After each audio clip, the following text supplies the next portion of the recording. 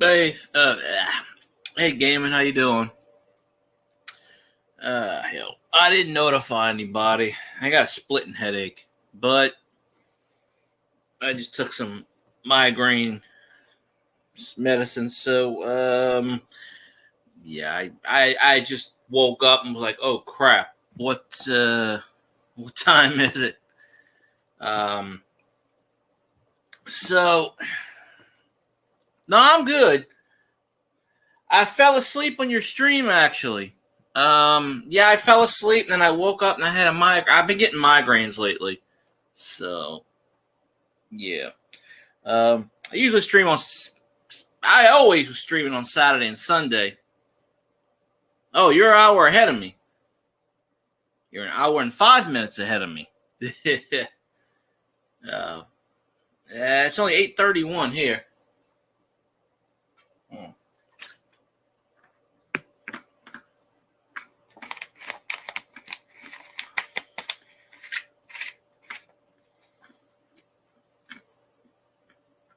Hmm.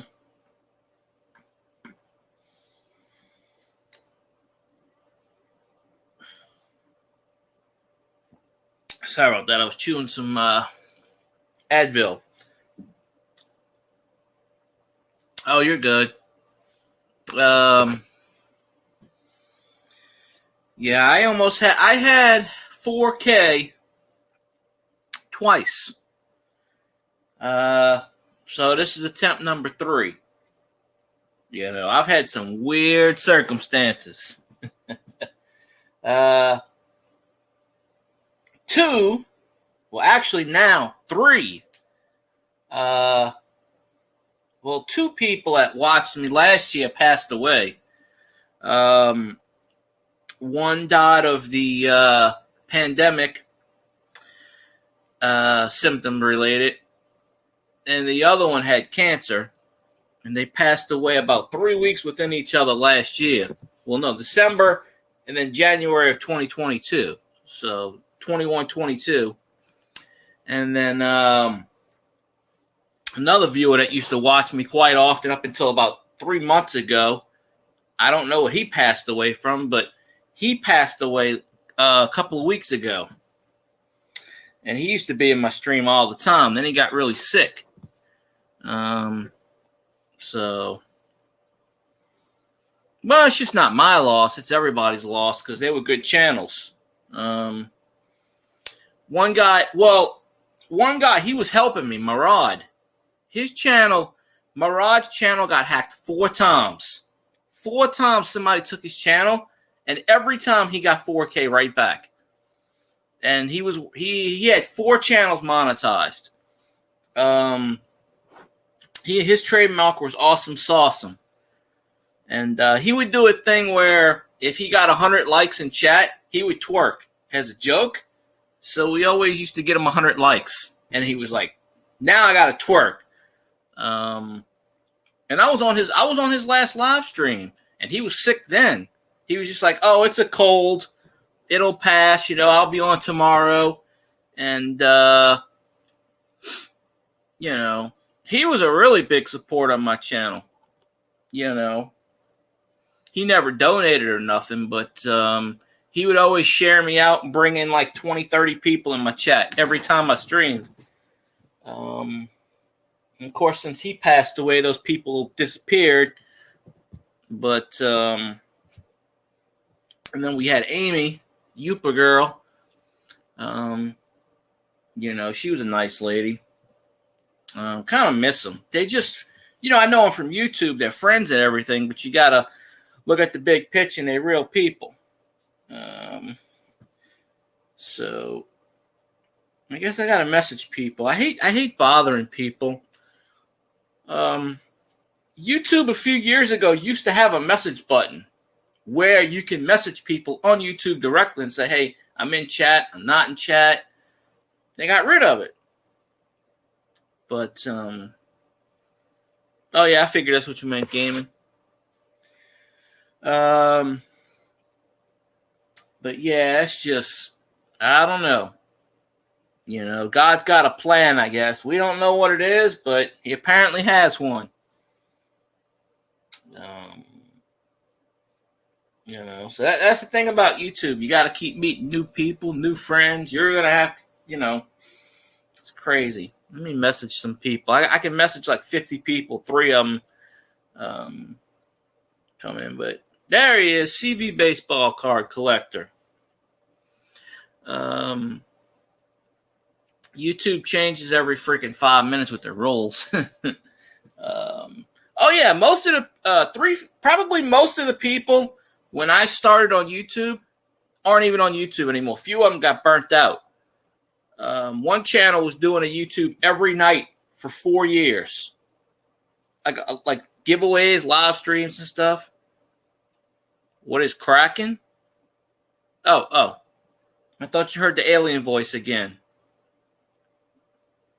I don't hear cracking. I got my fan on, and I'm sitting on my bed like I usually do. You might hear that. But if you mean the phrase "what is cracking" is like what's good, then yeah.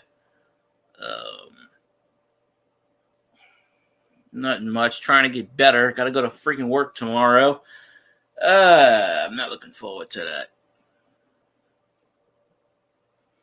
that. Burnout. It's just people think. See, the thing is, people think when you hit 4,000 watch hours, you're done with the grind. The problem is you're not done. Oh, yeah, we have that phrase in the South too. What's cracking? Yeah. Yeah, I know we have that phrase here too. I just woke up literally. But the thing is, once you hit 4,000 watch hours, the grind becomes much harder. There's a lot of these YouTube channels and Twitch channels where they keep doing stupid stunts and they do more and more and more to try to get more people and just burns out. Well,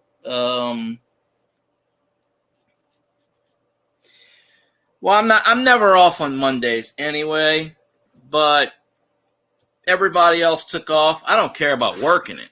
I don't, because I get paid for it. And it's a paid holiday for me, so I get paid for working it anyway. But I've had every other holiday off this year. Easter, I get paid for freaking Mother's Day. I get paid for Father's Day. I had New Year's off. I had Christmas off. So, I mean, this is really the only holiday that I have to work.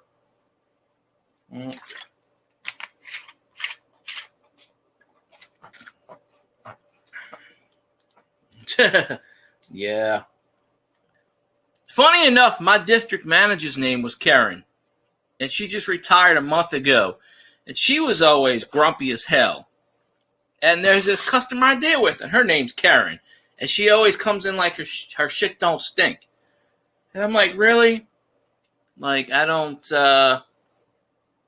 get it, but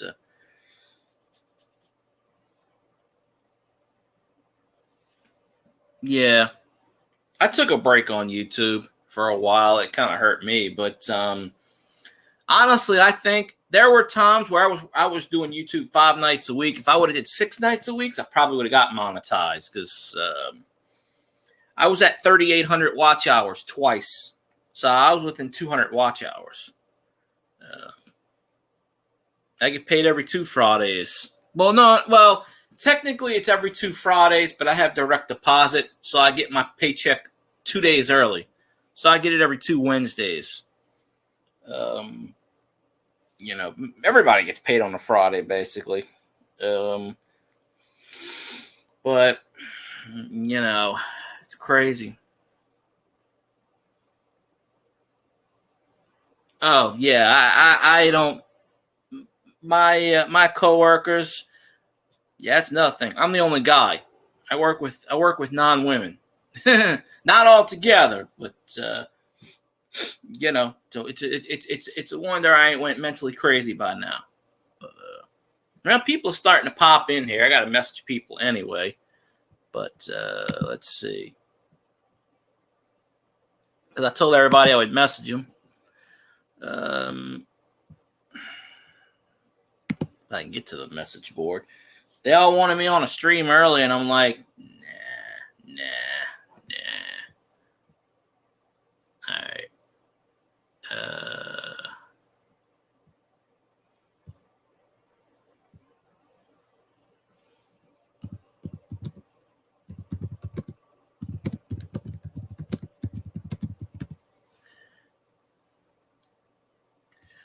Watch, I'm gonna start messaging people, and they're gonna be like, "I'm already here."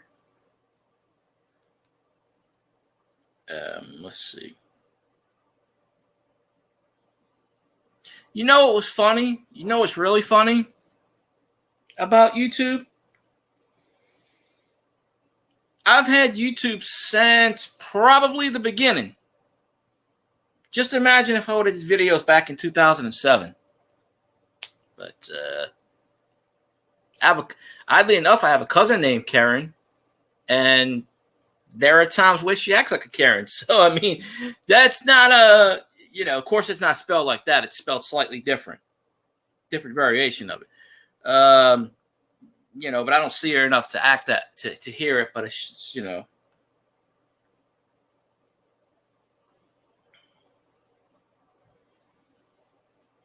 Message that one. Let's see.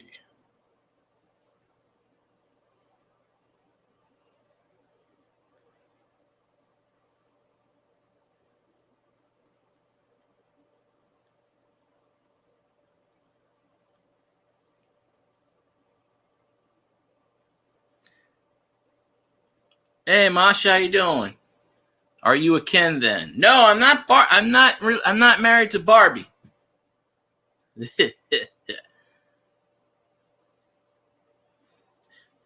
Yeah, gaming family. You ought to hook up with Mayhem and Miracles. She it's a cool channel. You know, she's gonna be big pretty well. She's already big. But I mean, you know, once she gets a 1,000, a 4,000, watch out, a 1,000 subscribers. You know, yeah. I'm just trying to help out my bro here, gaming. He's at 530 some odd subscribers, 540. You know, trying to get that push for him.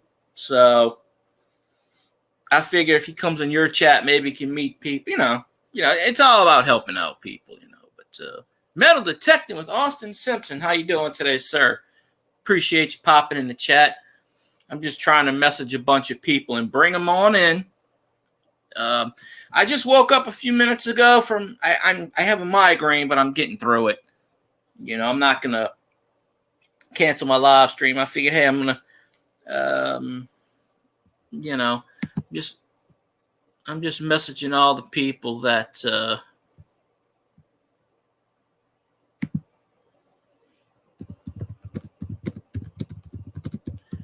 I hate messaging people, but it is what it is, right? Most of them said they won't care. Of course, ain't that many of them I can message, but let's see. Oh. Somebody sent me a message.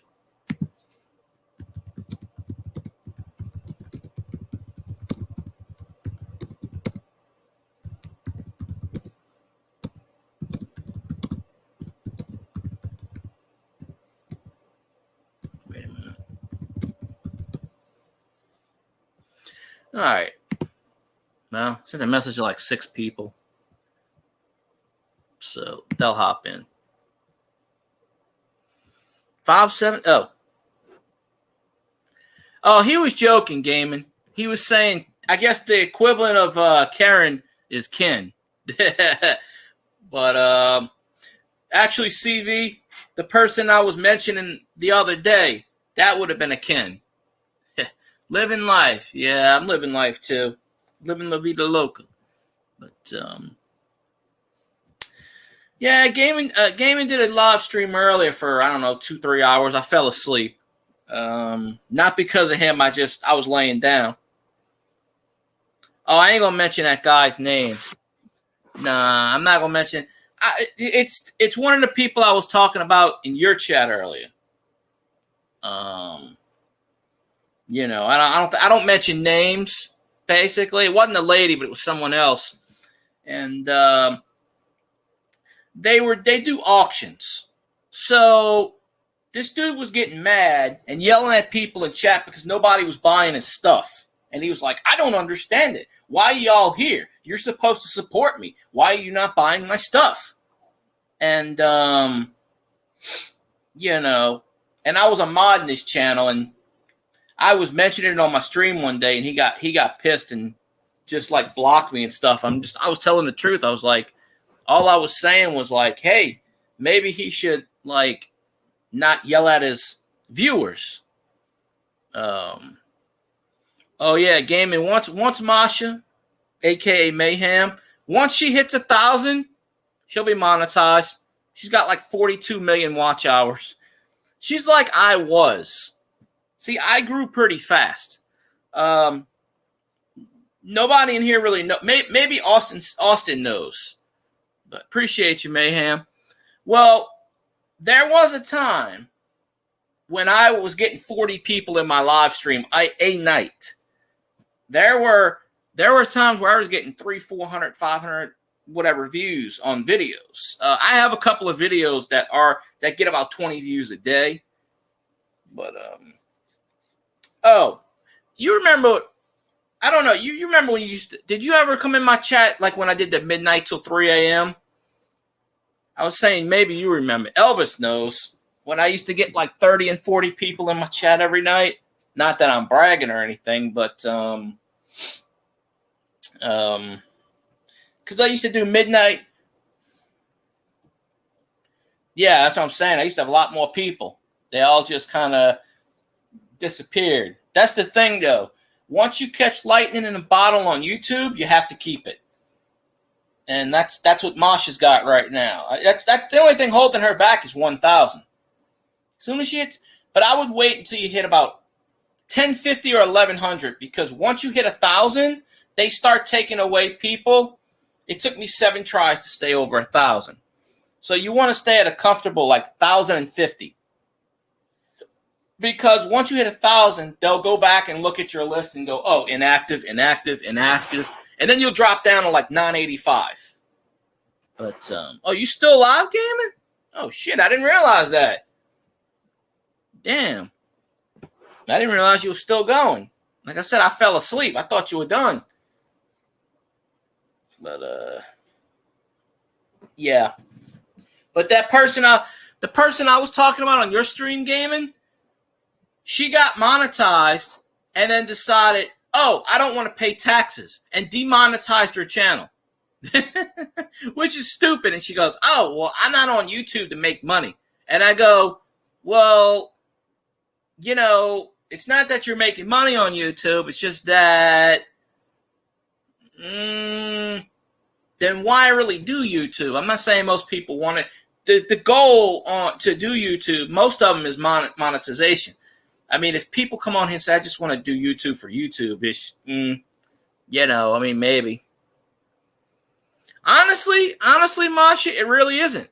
To be perfectly honest with you, it really isn't, because you don't make any money off of YouTube. How you make money is third-party merchandise, the join button, super chats. They take 35%. Now, if you have PayPal or Patreon, you know, I've had people donate to me on my PayPal in the past. But honestly, YouTube, you only get paid 7 cents per 1,000 views. You would have to have at least 10,000 subscribers, and on any given day, 200, 300. Well, I have a Cash App. I just don't know how to fool with it. But, yeah, PayPal. And tell them to do family and friends, because if they do the other one, they take a certain percentage. They take like 7% or something, if anybody does. But, yeah, people can super chat, but you only get it once a month. So I think YouTube pays out on the 21st of each month. So all those super chats, you have to wait an entire month for. And you can't cash out. You can't cash out until you get $100 on YouTube. Oh. Well, PayPal's pretty easy. I used to have mine linked on my channel. It might still be, for all I know. The only reason I stopped putting my PayPal in my thing, I used to have it scroll on the bottom.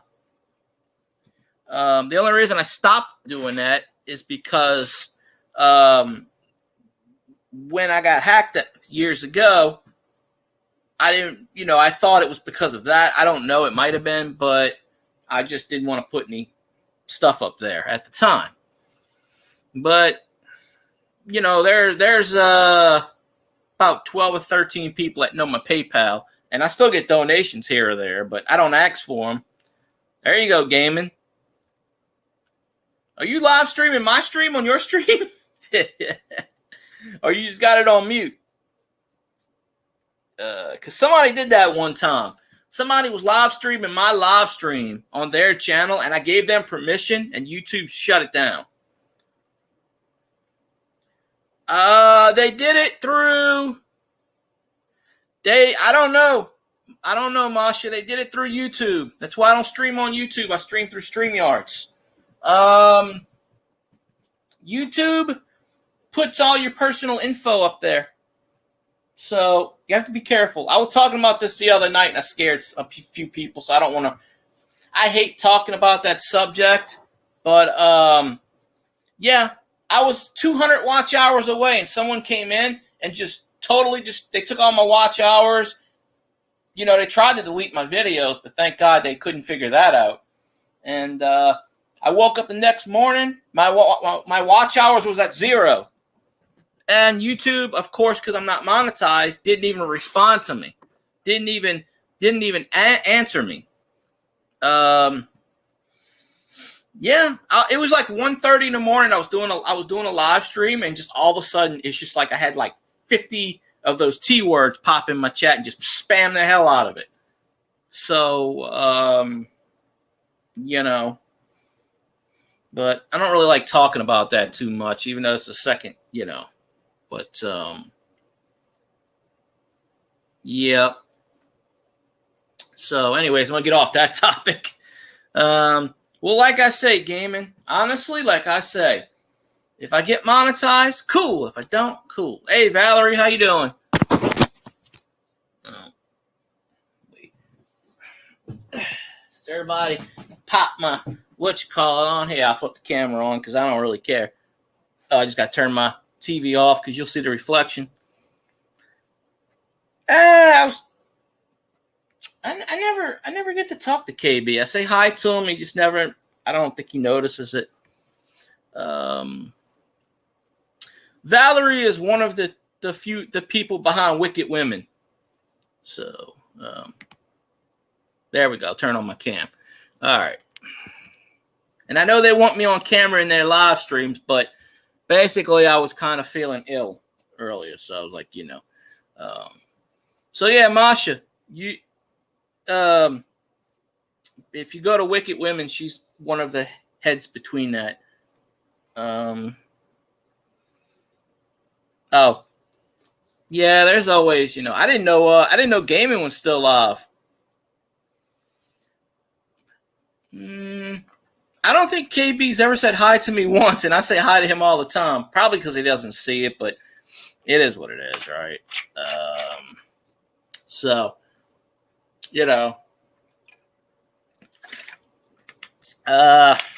but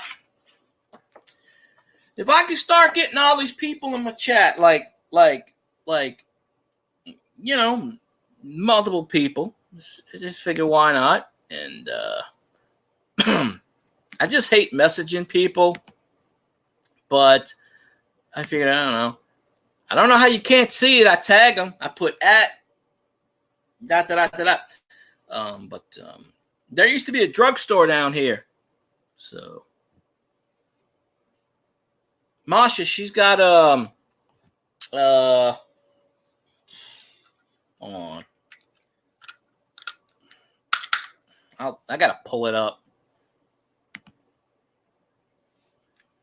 Because it's not well known on YouTube yet, I guess, but it should be. You got 3 hot women on the freaking panel. Should be. But maybe 4, maybe 10. I don't know.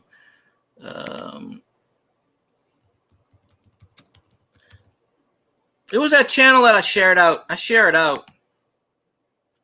But there's another YouTube channel called Wicked Women that's got a lot of subscriptions. So I noticed that. So that's why I had to type it in and go, oh, I didn't mean to hit the, damn it. I didn't mean to hit that. I hit the subscription button.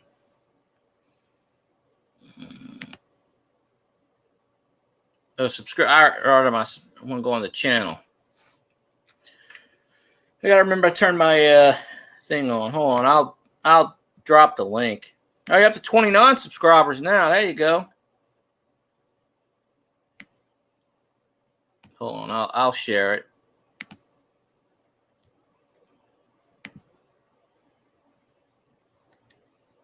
Well.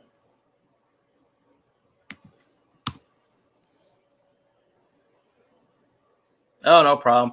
Yeah, she has a Facebook show, but I hate Facebook Live. Sucks. So, yeah,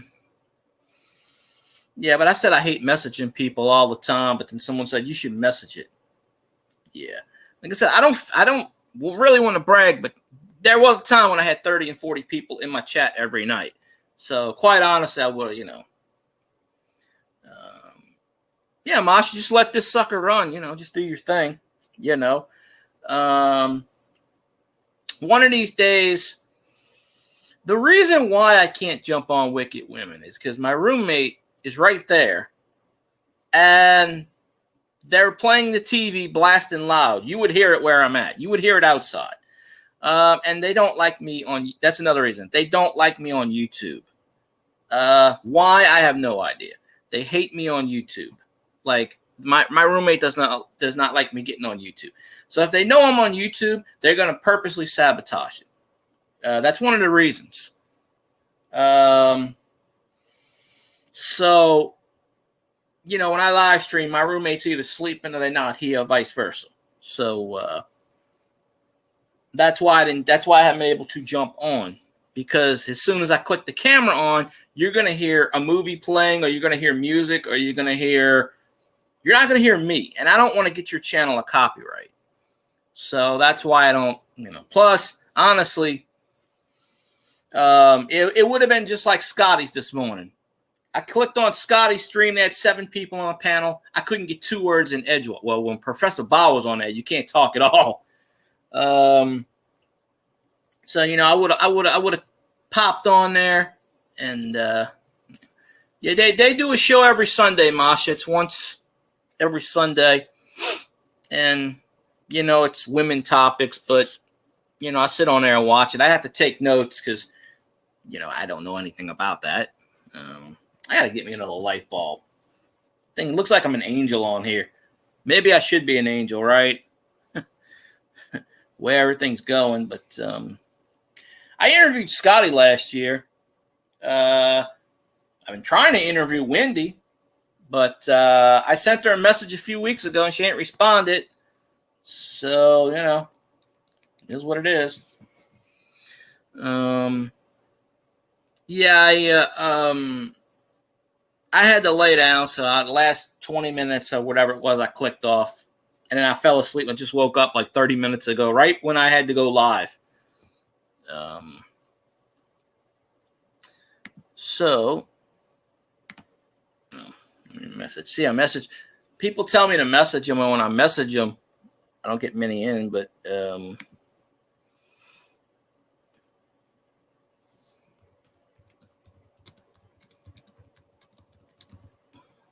there we go. But yeah. Thing about YouTube is you got to keep meeting new people, because yeah, outside it's not quiet. I live next door to people that are always working on cars, and they're always yelling no matter what time of the day or night. It's usually quiet, but yeah, they suck, CV.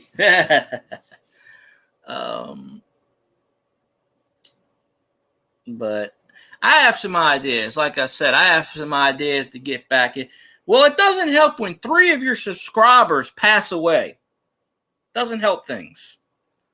Two of them within 3 weeks of each other. And then Texas Joe, who came in my stream all the time up until a couple of months ago because he was really sick. He passed away a few weeks ago.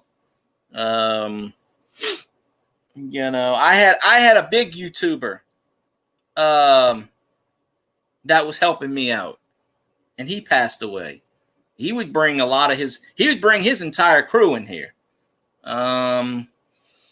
You know, just God's cruel trick, I guess. I don't know. When it's your time to go, it's your time to go. So, you know. So, you know, if Murad was still kicking, you know, maybe I would have been monetized again. Close to it again. You know. Yeah, my like record is like 48 or something. You know, I'm gonna use the Murad thing. Murad used to have a thing on his channel. He always would get 100 likes. He said, if I get 100 likes, I'm gonna twerk. And he was always gonna get 100 likes, so that's why he said that. So he would like dance on his stream and stuff. But there's all kinds of programs you could do on YouTube, but I don't know them. I'm not what you call tech savvy. I know how to use StreamYards. That's just the gist of it. But yeah, I used to have this golf channel with like 10,000 subscribers come in my chat every night and they would do a live stream and then bring their people in after the live stream into my chat. And sometimes we talk about golf, even though I don't know a whole lot about golf, but I'm like, hey, I got 60 people in my chat. Let's talk about something. I always call my channel a hodgepodge. I got people from this community, that community. You put them together. Hey, you're gonna meet people. You're gonna do your thing, right? Just like Gaiman's doing his thing right now. All right, Masha, I appreciate you. I may do a live stream tomorrow. I don't know. I have to work all day, but we'll see. Maybe I'll do one in the morning. I don't know yet. You know, we'll see. I appreciate you, of course. Oh, I forgot to tell Boudreaux I'm live. Hold on a minute. I know I forgot to tell somebody I'm live. Oh, damn, what's Boudreaux's number?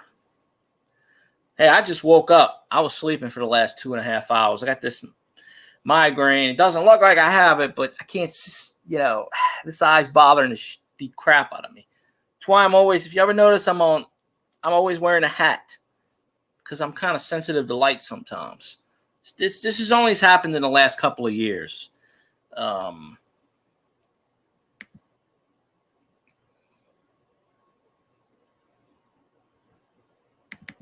Let's see. Hold on a sec. I got to. I don't know why. Oh, I know why I took a screenshot of that. Actually, wait. Let's see. I never did put his number in here yet. That's okay. He'll pop in. I told him I was streaming. He'll pop in. You know, whatever. He'll pop. If he doesn't, he doesn't. But yeah, I always tell people, everybody follow. I don't do networking and stuff, but hey, just, you know, but you know, once you catch on, you got to have lightning in the bottle. You know, I had lightning in the bottle, and then shit happened, and you know, messed my channel up. Had to start over. Just sometimes you don't recover from that. You know, but that's just how it is. Life hands you lemons and you make lemonade, so they say. I don't know. Or you drink Sunkist like I do. No sugar Sunkist because, you know, hey, trying not to have sugar. I could tell you how to post videos, Valerie. It's not too hard. If you do videos on your phone, what you do is you link your phone to the Like when I make videos on I used to make videos on that old phone over there. You know, I tried to make them on the flip phone.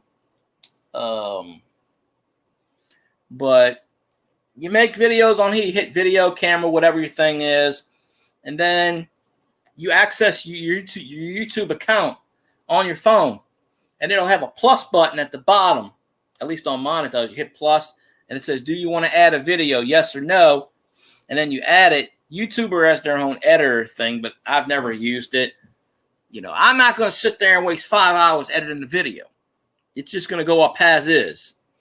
You know, there's channels I know they spend 5 hours editing for 20 views. Hell, I can get 20 views not editing. No problem. I just turn the sucker on. This is what you see. Crappy lighting because I only put one light bulb in this sucker because I'm cheap. Trust me. I'm not going to have 4 lights. I'm not going to blow $20 of lightning. You know, I could get a ring light or something like Carly has or a lot of YouTubers, but I'm not spending money on that. I'm trying not to spend money. We're a cheap outfit here.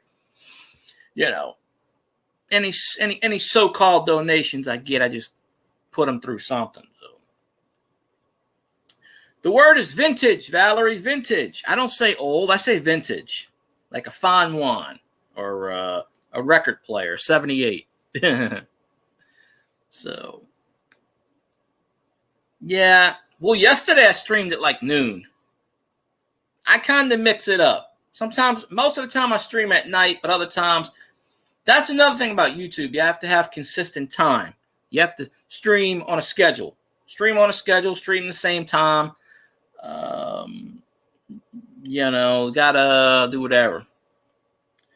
But, you know, I'll get back to having 50 people in my chat one day. It is what it is. I just like helping other channels out.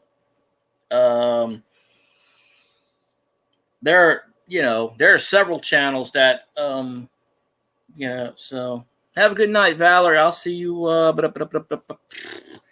probably tomorrow in Scotty's. Because Facebook Live just doesn't work for me. It glitches. I can't get anybody's streams. So, but appreciate you popping in. And yeah, I'll help you post videos. At least what I know, I'll give it a shot. But you know,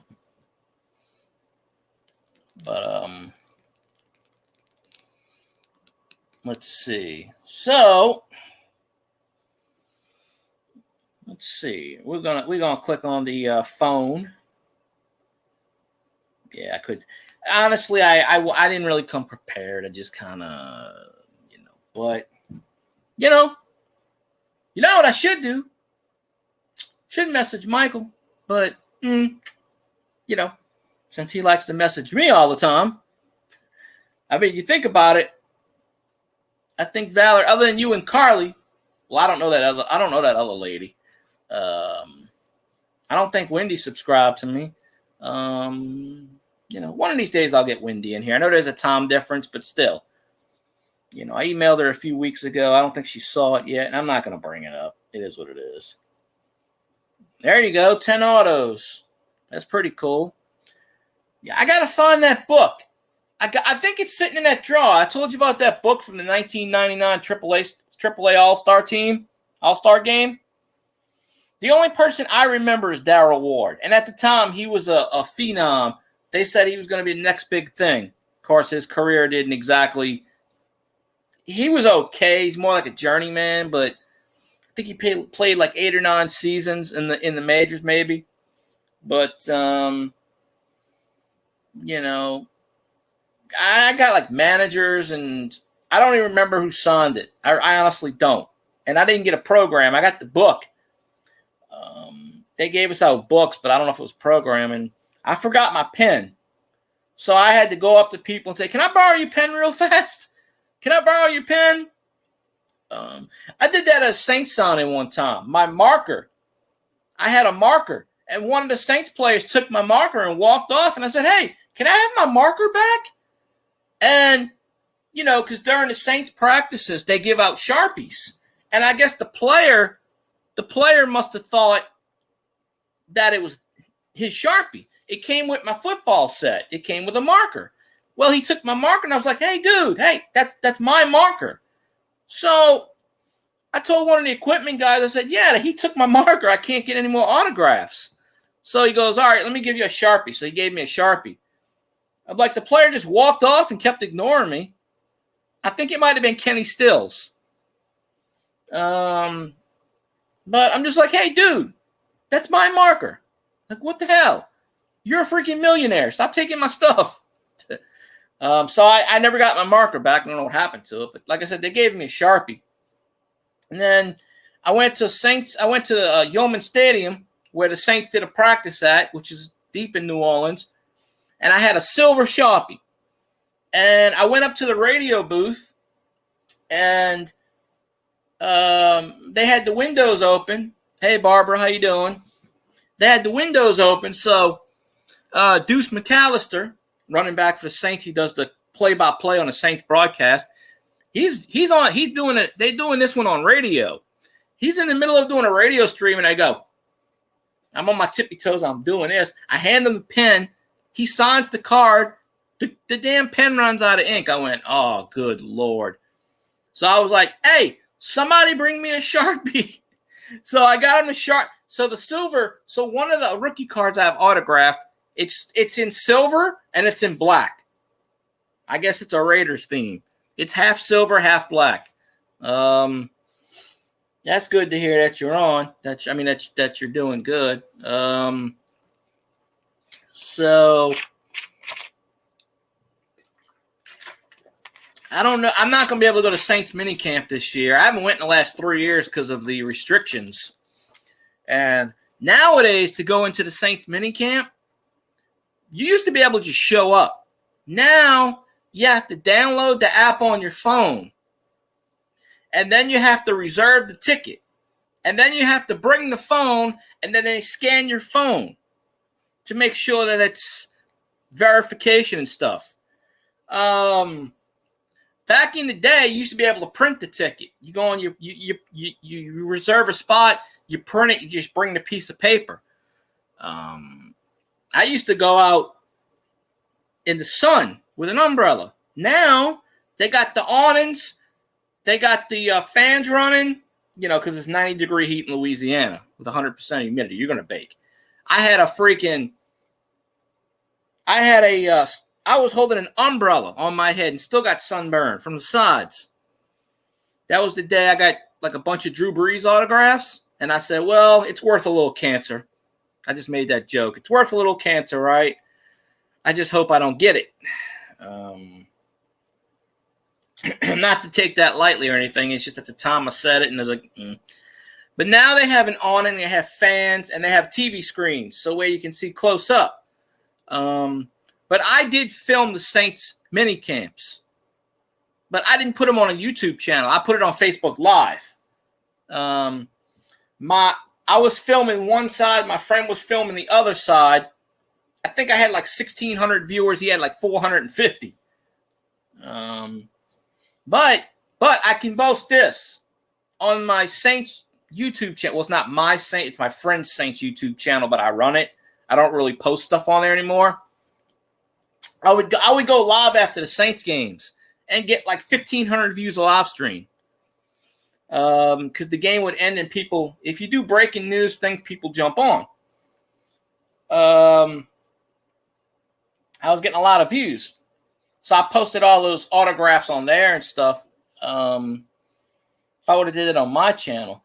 But anyway, I caught Drew Brees swearing.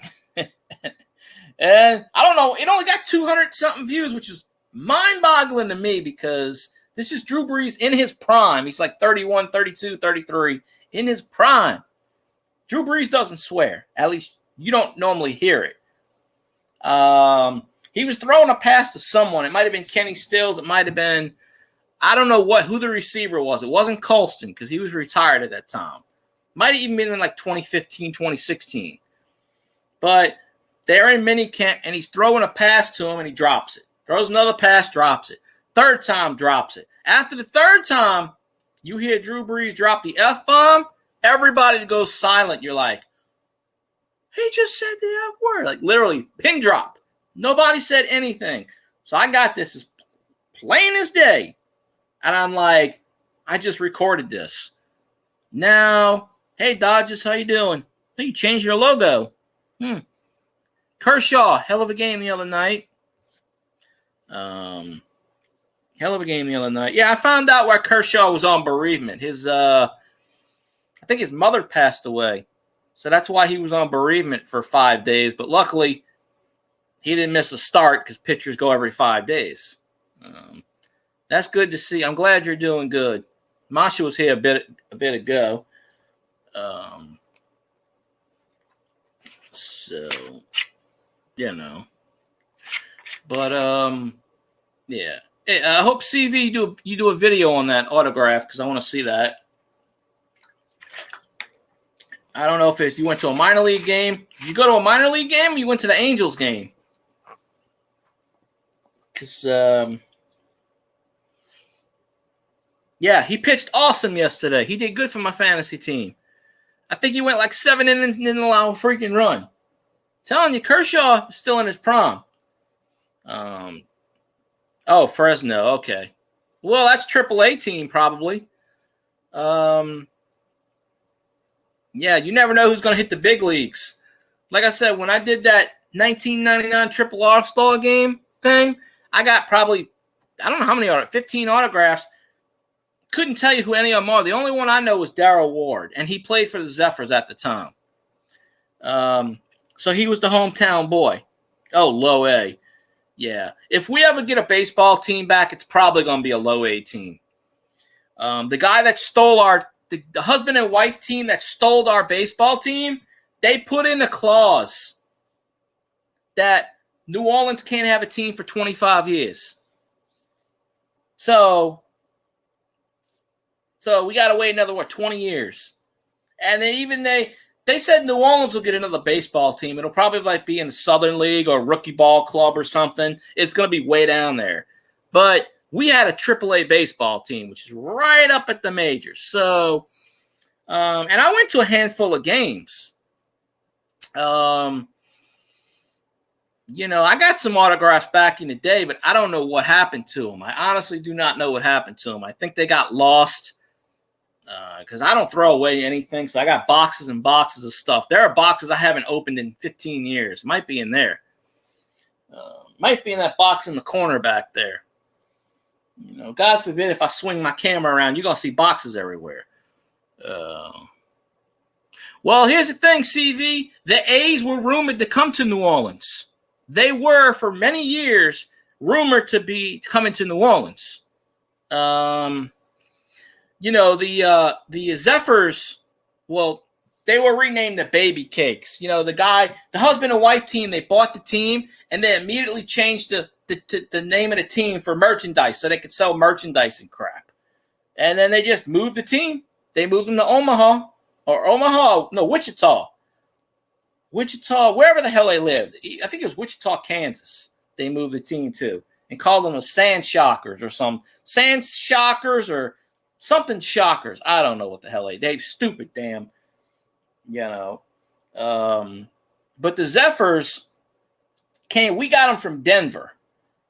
And the reason we got the Zephyrs is because there's a rule that Major League Baseball has a rule. You can't have a minor league team in the same city as a major league team.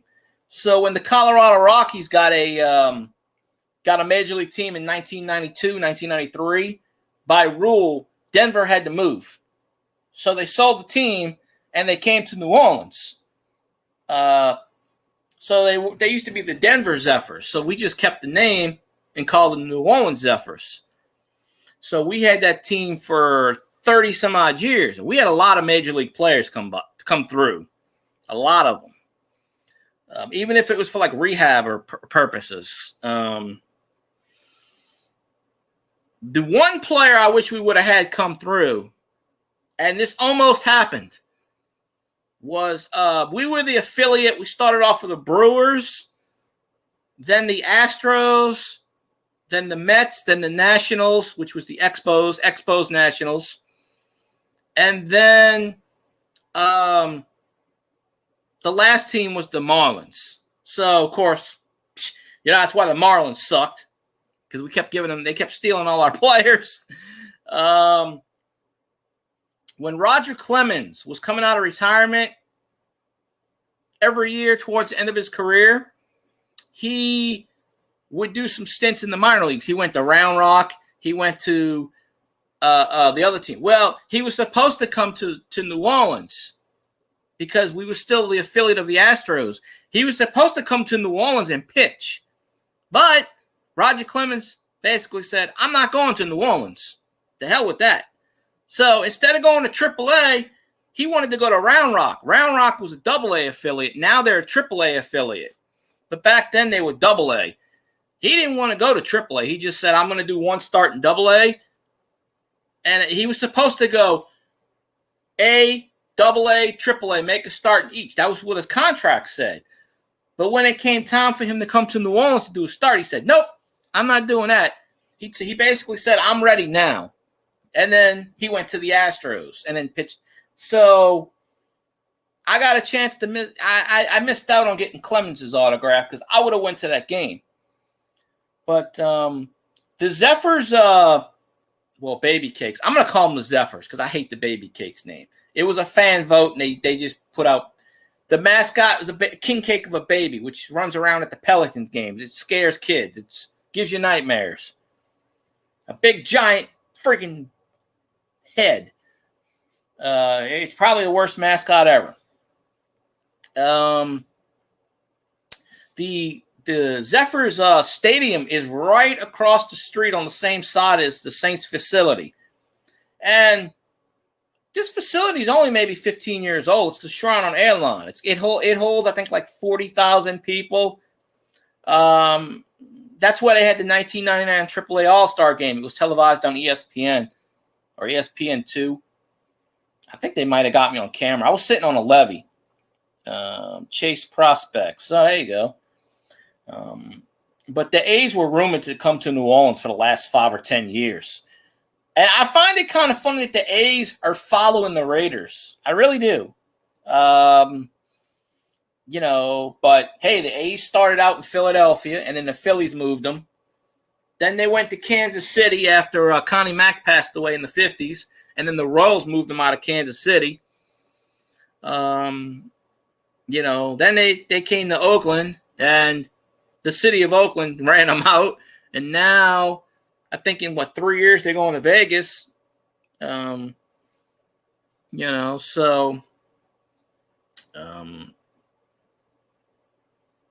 it is what it is. So yeah, in hopefully the next couple of years they can break that lease with that owner dude, and he won't even allow the city of New Orleans to even look. He was just like, nope, you're not. Basically, he basically was like, nope, you're not getting another team. I'm putting this in my clause. He didn't even pay the buyout. He was supposed to pay like $10 million if he left early. He basically pulled a Mayflower. He basically pulled the Baltimore Colts move. He moved the team in the middle of the night, didn't tell anybody, and just boop. Then he woke up the next morning, did a press conference, and was like, this is the new team. And then when the New Orleans tried to reach him, he's like, nope. And then he said, y'all not getting another team. Because he has a clause in there where if he don't want New Orleans to have a team for 25 years, they're not going to get one. And that's basically what he pulled. He goes, nope, non-compete clause. So they're suing. They've been suing this guy, litigation in court for the last 4 or 5 years. I think it was 4 years ago it happened, I think. So hopefully within the next few years when they win this case, they can go get a rookie ball or maybe a low A. But it's not going to be a AAA team, unfortunately. Is New Orleans ever going to get a major league team? Probably not, because you're going to have a new stadium, and there's nowhere in New Orleans that you're going to build a stadium. I mean, unless you tear down a Superdome, and that ain't even going to happen. It would have to be outside New Orleans. It would have to be Metairie or Kenner or suburbs of New Orleans, out that way. Hell, you could build a stadium in the French Quarter. The only problem is you just have to avoid getting shot at. All you got to do is avoid the homeless and getting shot at every night, and you got a major league team. That's another reason why they ain't going to bring a team to New Orleans. They the murder rate in New Orleans is like record high this year. I mean, they ain't got nothing else better to do. They ain't got nothing else better to do, so they just like, let's just shoot people. So maybe we might get a AAA team. I don't know, but they were talking about getting a rookie ball team. I'm gonna look for that. I'm gonna look for that book, but I think that book it's really torn up because I think when I moved years ago, I think it got rained on. So I don't even know if I still have it, but if I do, it's gonna be in that. It's gonna be in that thing right there. But I honestly cannot tell you who signed that that thing. I remember it was a manager for like Pawtucket. It was some guy in like his 80s. It was an old manager or a coach from Pawtucket because it was the IL International League and the Pacific Coast League. And the Zephyrs won the PCL. I think the PCL won that game. There was a guy, he hit 2 or 3 home runs, and I know I caught one. I like barehanded. So I'm pretty certain I was on TV. I'm pretty certain that back in the time. But I didn't have cable and I didn't look at the replay. But I'm pretty sure it's on YouTube somewhere. If you look up 1999 All-Star Game, AAA All-Star Game. And then we got the All-Star Game again, I think in 2005 maybe. I think we got it again. But I remember going, the one in 1999, I won tickets on the radio. I just called up and I knew the answer. And I didn't even know what I was trying to answer. I knew it. And he's like, okay, you win tickets to the game. And I was like, all right, cool. Now, how do I get there?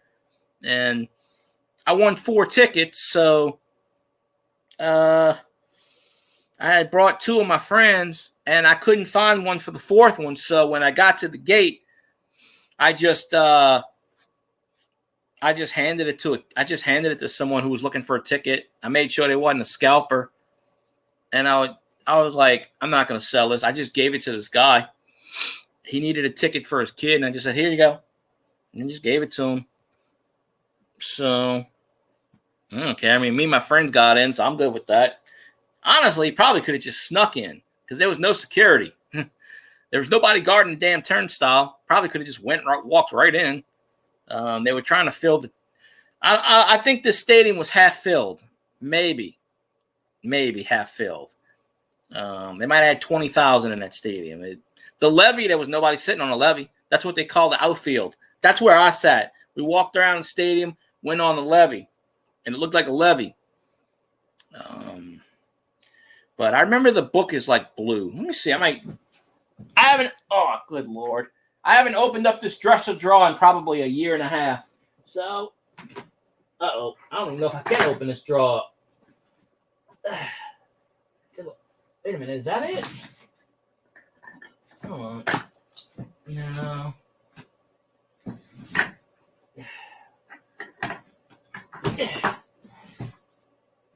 No, that ain't it.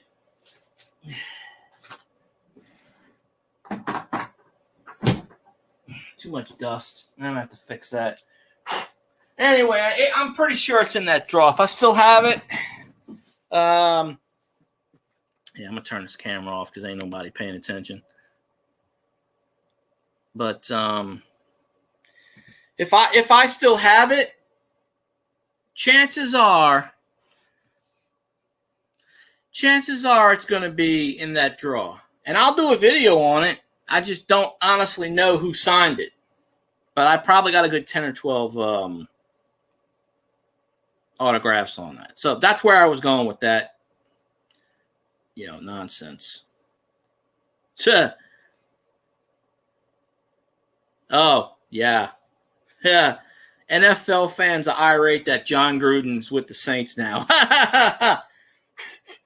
Yeah, I bet they are. Hey, John Gruden might be the new coach of the Saints next year, the year after, if Dennis Allen don't work out.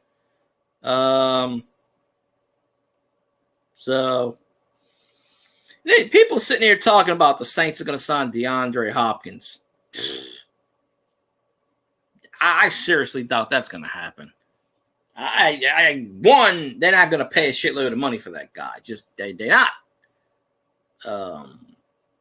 But you know, you never know in this world. So, but it is what it is.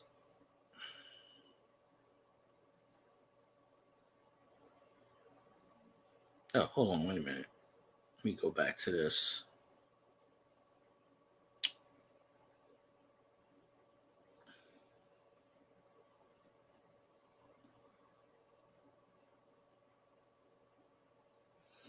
No.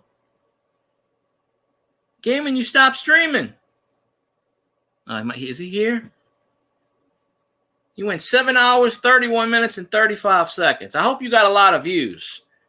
My record for live streaming, I think I did a live stream that went 5.5 once. Long as somebody's here. I ain't talking to myself. Yeah,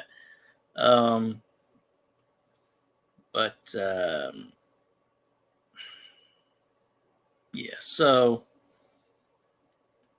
yeah, whenever you post that video, CV, I'm gonna check you out and see what's what. I'm here and I'm proud. I don't know. Right. Nah, we just doing whatever.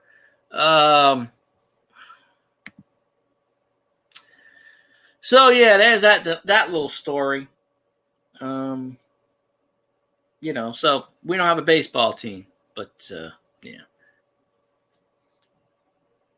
But I'm gonna have to look through that. Like I said, I just opened those dresser drawers for the first time in probably a year and a half. It's all dusty over there. I got to dust them. The handle's broken on one of them, but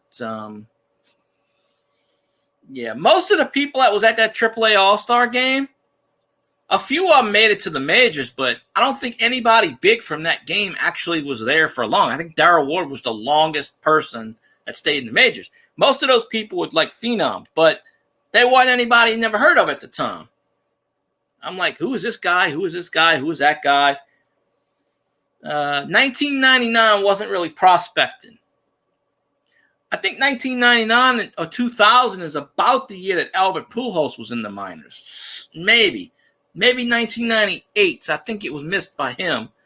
And there were a few people that did make the All-Star game, but they got called up to the majors, I'm pretty sure. So, you know, maybe looking back, if I could find the roster, maybe looking back, maybe I'm sure some of them made the major leagues like a cup of tea. But I'm going to go through all this effort to find that book just to get 10, 20 views. Because they ain't going to watch it. They'll be like, what the hell? Then I have to sit here and figure out who signed the damn thing. Like I said, all I remember is I know Darryl Ward signed it, and I know an old coach from Pawtucket, manager, coach signed it. Don't even know. Pretty much what I was doing was I didn't even know the people. I was just like, if they came to a uniform, I just got them to sign it. I was like, can you sign this? So I honestly didn't even know the players or the coaches other than Darryl Ward.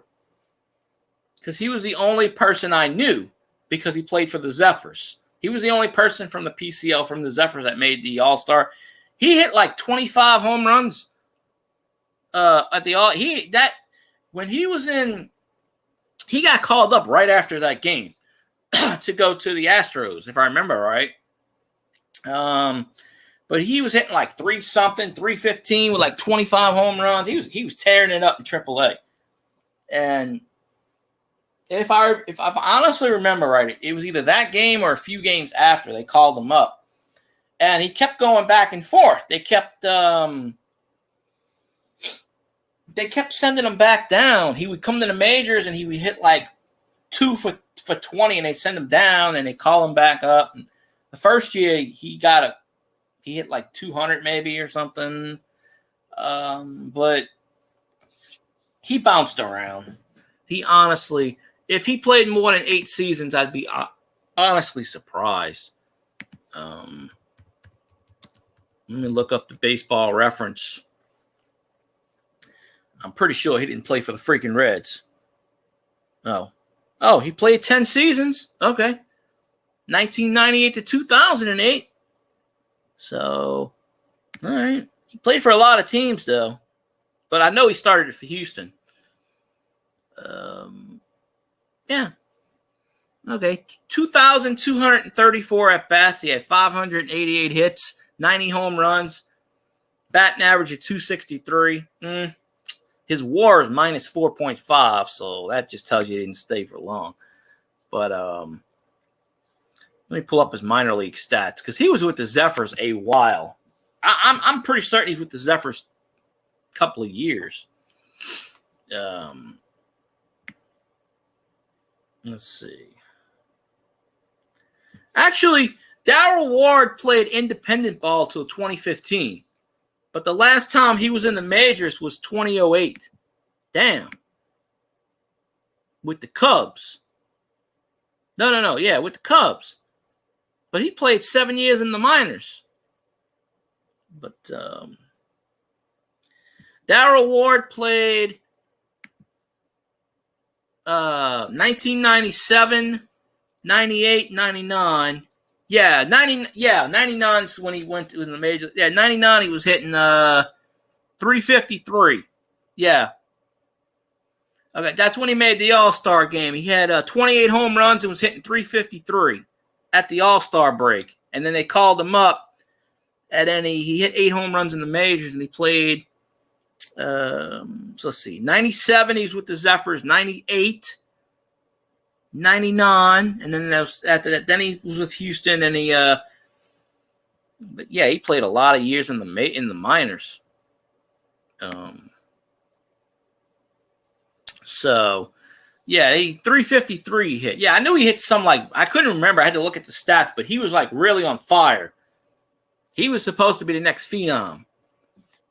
So, and I didn't have any cards back in the day of him or anything, so I just got the book signed. But I know I have Darrell Ward's autograph. Not worth anything, but I know I have it. I just got to find the book. But the book's not in the best of condition. I had them, if I remember right, I had them autographed on top of the book, in the book, on the back of the book, pretty much wherever they wanted. I just said, sign the thing. Because I remember my strategy. Anyone in a uniform, I got them to sign it. Didn't matter who it was. Because I didn't know anybody. I just knew they were good enough to make the AAA All-Star team. But 1999, if I remember right, the Astros were in a pennant race. So, because that's in 99, they still had Bagwell and they still had Biggio. I think I want to say it was either Biggio or Bagwell actually made one rehab. It's probably Bagwell because he was always hurt. I want to say Jeff Bagwell made an appearance. I don't know if it was with the Zephyrs. It might have been AA. One of them, either him or Biggio, or maybe it was Derek Bell. I think it was Derek Bell. One of them made a rehab start with the Zephyrs. Honestly, it might have been Bagwell. Now I got to look it up. Because I remember one of the Killer Bees was with the Zephyrs for one game. And they, so. But maybe just type Bagwell in. No, I don't want to copy that. I hit a button and it sent me right to eBay. Nice. I haven't been on eBay in a couple of years. Yeah, how did that work out? Jeff Bagwell was drafted by the Red Sox, and they said he sucked, and they traded him to the Astros.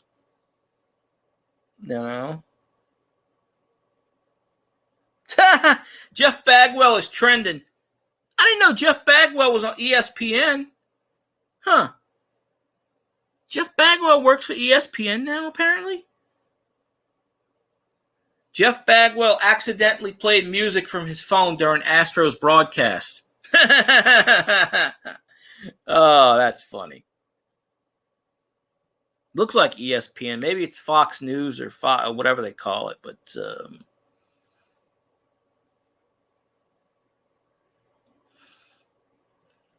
I think he's like the senior advisor. He's got something to do with the Astros. He's like the senior advisor, or he's the senior vice president, or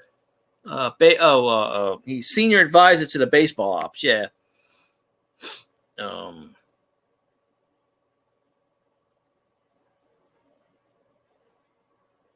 Okay, that's what I'm looking for. But I guess they were interviewing him, and he was playing music in the background. And okay, Bagwell is in the Hall of Fame. Okay, he better damn well be in the Hall of Fame. He carried that team for many years. No, okay, it wasn't Bagwell. Maybe it was Biggio. I don't know. One of them. It's gonna take me forever, but one of them did a rehab start with the Zephyrs. So I'm probably thinking of Derek Bell, because I don't know if Biggio would have went to AAA and did a rehab. Biggio was never really hurt though.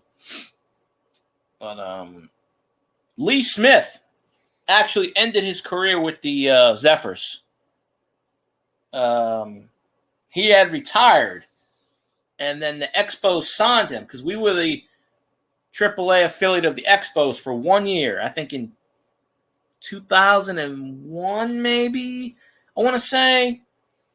And Lee Smith had retired. He came out of retirement, and he pitched.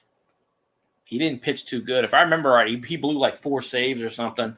But he was like 43 years old or some shit like that. But he was trying to get called back up, and he played for the Zephyrs for a few games, and he retired. That was the last uniform he wore, was a Zephyrs uniform. So at least we can say a Hall of Famer played for the Zephyrs at the time. But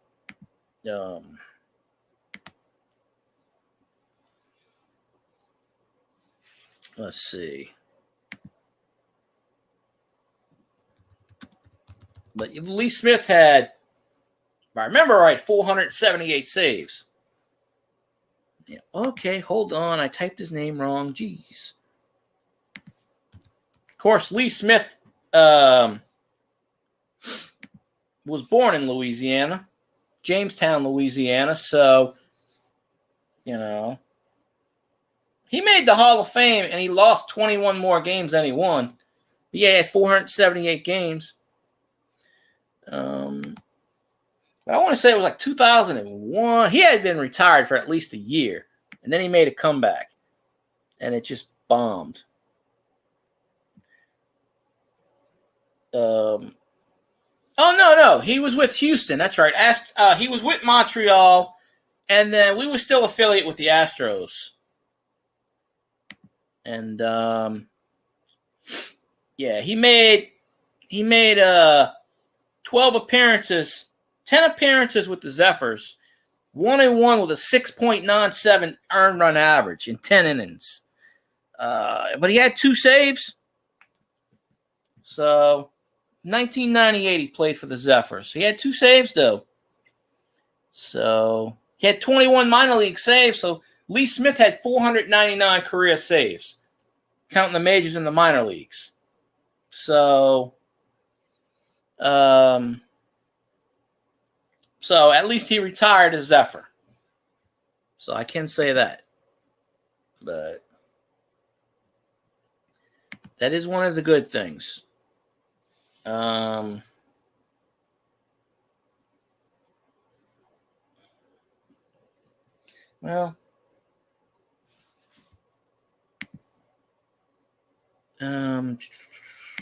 what else I got? Don't know what much else I got here. Trying to make this sucker afloat. I'm gonna check my fantasy leagues. I was winning 9-0-1 in one league, and I was winning 6-4. No, 9-0-2 and then 6-4-2 in another league. I'm in 4th place in one and 5th place in the other. And I don't know how I'm in 5th place. I got every freaking baseball phenom known to man. I got them all. Soto, Ohtani. I got Verlander, Scherzer, and Kershaw. And I'm in 5th place.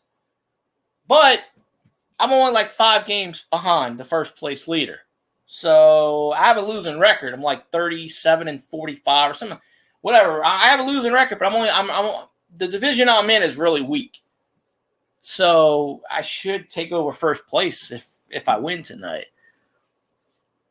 Ohtani's been in a slump. Ohtani's only hit like 4 out of his last 20 or something. He got, I think he pitched 6 innings yesterday, the day before. I'll check. Well, the Angels are playing right now, so I only follow the Angels on Twitter just because of Ohtani. I don't care about Trout. But, you know, he's been pitching lights out. Let me see. I couldn't grab him in the other league because the bastard picked him with the first pick. In the second league, I got him in the third pick in the first round. So the only thing is I hate on ESPN is when he's pitching, his hitting stats don't count. They won't allow the hitting stats. So if he goes 4 for 4 and hits 4 home runs and he's pitching, it doesn't count, which pisses me off. They should flex him just for that. He should have the same thing as Taysom Hill used to have a couple years ago. Taysom's a tight end, put him in the quarterback spot. You know, I mean, he's got the starting pitcher and designating. Okay, the Angels must have played already. Okay, Ohtani went 1 for 4 today. He's been in a little slump, though. Matt Olson hit 2 home runs. I was getting ready to drop his ass. He hit 2 home runs tonight for the Braves. The other day he went 0 for 4. But he pitched 6 innings, had 10 strikeouts. Of course, he hasn't gotten a win. He hasn't gotten a lot of wins lately. Last 2 starts, he didn't get any wins against the Twins and the Marlins. Matt Olson had 2 home runs. See, I was getting to trade his ass. Ooh, in fact, I did set up a trade for him. I'm gonna have to cancel that trade now. I was trying to get Anthony Rizzo, so I finished 5-4-2. Yeah. Albie had a good game, and I put him on the bench. Aroldis Chapman got an inning, and he got 1 K. Gave up 2 hits. Okay, let's see. So, yeah, Ohtani's struggling right now. I think he's like 5 out of his last 25 or something like that. So he's in a mini slump, but he'll break out of it. I have no reason to worry about him. But I think he's like 6-2 on the season. But Ohtani's hitting in the 260, 270 range. But I think he's got like 14 home runs. There's this guy I picked up on my fantasy team 2 weeks ago. The guy from the A's, Ruiz. That son of a bitch hit a home run in like 5 straight games. And there's another guy, Solar for the Marlins. He hit a home run in 6 straight games so far. I don't think he hit a home run. He didn't hit a home run tonight though, but he hit the last 6 games. He got like 3 runs and 2 runs in every game. And he hit a home run in every game. So he was pretty close to breaking that record, or tying that record of 7-8 home runs. You know, Dale Long, Ken Griffey Jr. I don't know if anybody broke that record yet, but they tied it a bunch. I think Piazza might have tied it. But that kid from the A's, Ruiz, that Cuban guy, he's got 28 stolen bases. I mean, the A's suck this year because obviously it's all rookies. They always suck. But that dude's hitting like 350 with, Yeah, Don Mattingly's a bench coach now. I think he's with the Braves right now. I want to say he's with the Braves. Because when I was at my aunt's house about 2 or 3 weeks ago, I was watching a game. And it was I had on MLB Network, and they were showing clips. I want to say It was the Braves and somebody playing. And Don Mattingly had several offers to coach. He had several, as a bench coach or MLB Network, one of them, Fox, one of them. But I think he's the bench coach for the Braves right now. Yeah, the A's are in a rebuilding mode. See, the A's are cheap. They've been cheap because of, what's his name? The owner, the guy that bought the A's back in the 2000, he didn't like to spend money. Everybody thinks Billy Beane invented Moneyball. Billy Beane had to do Moneyball because the owner said, I'm not spending. Basically, he bought the A's as a tax write-off. He goes, I'm not spending any money, period. So Billy Beane had to be like, well, shit, now what do we do? So he had to go find these, Billy Beane's not the general manager of the A's anymore either. He's the vice president. Blue Jays, that's the game I was watching. It was the Braves and the Blue Jays because they were talking to Vlad, and he was on the. That's it, the Blue Jays. Okay, yeah, because he was talking to Vlad. But they said during the telecast he had offers to be. He could have been a manager, honestly, but he had several offers to be a bench coach. He had offers from Fox and MLB Network to do the thing. But he just picked the first team that offered him a job, which was the Blue Jays. He even said, I don't care what you pay me. He just wanted to get back. So, because they interviewed him during the game, and that's basically what he said. He said, I just picked the first team that reached out, and it was Toronto. So, but, if Toronto starts sucking, yeah, I thought it was the Braves, because it was the Braves and the Blue Jays, because they were showing Ozzie, Albies, and Vlad. Now, Ozzy's on my fantasy team in both leagues. I tried to get Vlad, but yeah, he's too good. I can't get him. Yeah, just Don Mattingly, when he played for the Yankees, back in the day, the Yankees were clean cut. Well, Don Mattingly's told pretty much Steinbrenner, well, F you, I'm going to keep my mustache. And he was the only one that was allowed to have facial hair. Because he fought Steinbrenner. Steinbrenner respected him so much that he said, go ahead. But you notice since Mattingly retired, he's clean shaven. Why he did that, he only grew that mustache just to piss off Steinbrenner. Because Steinbrenner had a policy where no one could have facial hair. So he did that on purpose. I don't even think he liked the mustache. Yeah, he did that on purpose. I'm saying nowadays you see Mattingly clean shaved. When he was with the Marlins, clean shaved. When he was with the Dodgers, clean shaved. Don Mattingly only does shit because people tell him he can't do it. You don't take shit from anybody. He got fired from the Marlins because he would not fire his bench coach. He said, nope, ain't doing it. He goes, that's not the reason the Marlins lost 120 games. It's because the Marlins suck.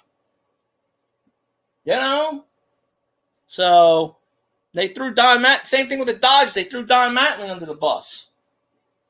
So I don't know why he got fired. Honestly, he did good with the Dodgers. He did as good as he could with the Marlins. Nobody's going to win with the Marlins. Same thing with the A's. Mark Kossay is A's. No one is going to win with the A's. I'm sorry. You can't. Now, I'll tell you this. Tulane baseball. Okay, they won the American Conference tournament today. And I listened to the game. They were the number 7 seed. They had a bad year this year. Bad year. They only had 15 wins. Their record was 15 wins and 39 losses. And I don't know what you're saying no for, but I don't know. But so they win the American Conference tournament, and they beat the number 1 seed, number 2 seed, and they were the 7th seed, which is the last seed, the second to last seed. And so they won 5 out of 6 games to win the conference tournament. So they're going to the NCAA baseball tournament with a record of 20-40. Of course, they're going to get stuck in the LSU regional because all teams get stuck in the LSU regional. But they pretty much made the NCAA playoffs with a bad record, 20 wins and 40 losses. So they beat Houston twice, then they beat Memphis, and today they beat East Carolina. So, and they said this is the lowest seed bracket, probably the lowest amount of wins in an NCAA tournament qualifier because they got the automatic berth. So, and Tulane's baseball roster is basically all freshmen right now because a lot of their seniors graduated last year. They had a barely winning record last year. So a new coach, basically all new players, and they had a bad season, really bad. But Lightning in a bottle, they got into the conference tournament with nothing to lose because basically it was double elimination. Freaking LSU choked in the SEC, but they're still going to hold a regional, Baton Rouge regional. They're still going to get one. But Tulane, they caught lightning in the bottle. That's all it takes, like an NCAA basketball tournament. 16 seed beat the number 1 seed 3 out of the last 4 years. You could suck the entire year. All it takes is one good season, and boom, you're there. So, it just sucks that Tulane's going to get stuck in a freaking Baton Rouge regional. They do that because they put you in the closest regional so you don't have to travel. Of course, New Orleans to Baton Rouge is like an hour and a half tops. So LSU's going to beat the shit out of Tulane in that regional, probably. Then again, I said LSU was going to win the SEC tourney, and they lost. So let's see if LSU even makes it out the damn Baton Rouge regional. Because they've been in a slump lately. But they're going to stick LSU. It's going to be the 4 seeds. The Baton Rouge region is going to be LSU. Tulane's going to be the 4 seed. They're going to stick Louisiana Lafayette in there as a 3 seed. And they're probably going to put Southern Miss or somebody else as a 2 seed. They always do that. If 3 Louisiana teams make the regional, they'll put all 3 in the same regional and duke it out. Put them in different regionals. Give them a chance. Don't put all the Louisiana teams in the same bracket and tell them to beat the shit out of each other. But yeah, Tulane with 20 wins now. They had ended the regular season at 15-39. And now they're 20-40. So 20 games under 500, and they're going to make the NCAA college playoffs. So there you go. I'm telling you, if Tulane wins that, if Tulane goes into the Baton Rouge regional and beats LSU twice, I would be happy and pissed at the same time because LSU is my team, but Tulane's my second. LSU and Tulane are rivals anyway, but Tulane's my secondary team. So, the bracket comes out tomorrow. I think tomorrow morning. Either tomorrow morning, probably tomorrow morning or tomorrow night. So I'm going to see. LSU's going to be the 1 seed. Tulane's obviously going to be the 4 seed because it goes 1, 2, 3, 4. And they're probably going to put Lafayette as a 3rd seed. And, if Southern Miss made it, they'll put Southern Miss in there because that's right down the road anyway. Southern Miss is, 30 miles away maybe, if that, 40 miles, whatever it is. Southern Miss is within range. So they just that's what they do in the NCAA for cost cutting.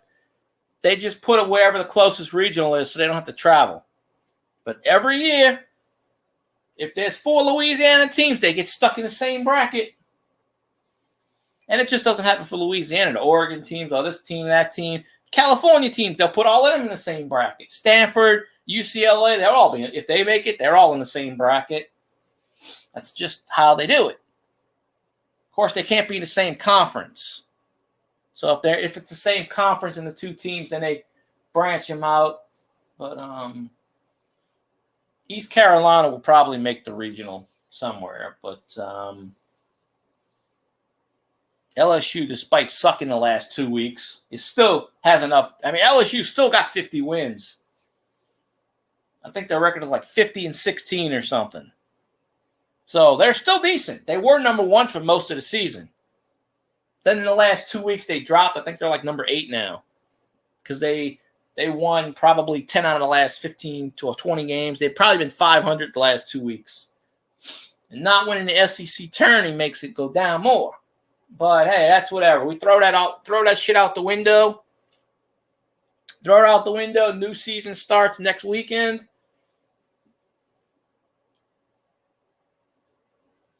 Hopefully LSU plays like somebody that sucks. But, what's going to happen is Tulane's going to get stuck in that damn bracket. And LSU being the host, number 1, Tulane's going to be the 4 seed. 1 plays 4, 2 plays 3. LSU going to have to play Tulane. And, LSU beat the shit out of Tulane like 18-1 or something this year. But, hey, Tulane's on fire and LSU isn't. So once you get in the playoffs, it's do or die. Anything goes. The one game that they lost yesterday, Tulane, they lost it in extra innings. And it was a double elimination. So really, if they would have won that game, they would have wrapped it up yesterday. But I don't remember where. I don't remember what stadium they played in. I think it was in Birmingham. I don't know. I know the SEC tournament's in Hoover, Alabama. But yeah, Tulane. I'm telling you, they played a hell of a. They played the number 2 seed today. They beat the number 1 seed today, 8-6. And they were down 5-3 in the 4th inning, 5th inning. They were down 5-3, and they got like 3 home runs, and they were up 7-6. And they struck this guy out with the bases loaded, and they went to the top of the 9th. They got a run, 8-6. They brought in another pitcher, and they struck out the first guy, and then they had runners on 1st and 3rd. And the guy from first base tried to steal, so they threw him out. And they had like a 5-minute review, and then they ruled him out. So that was the second out.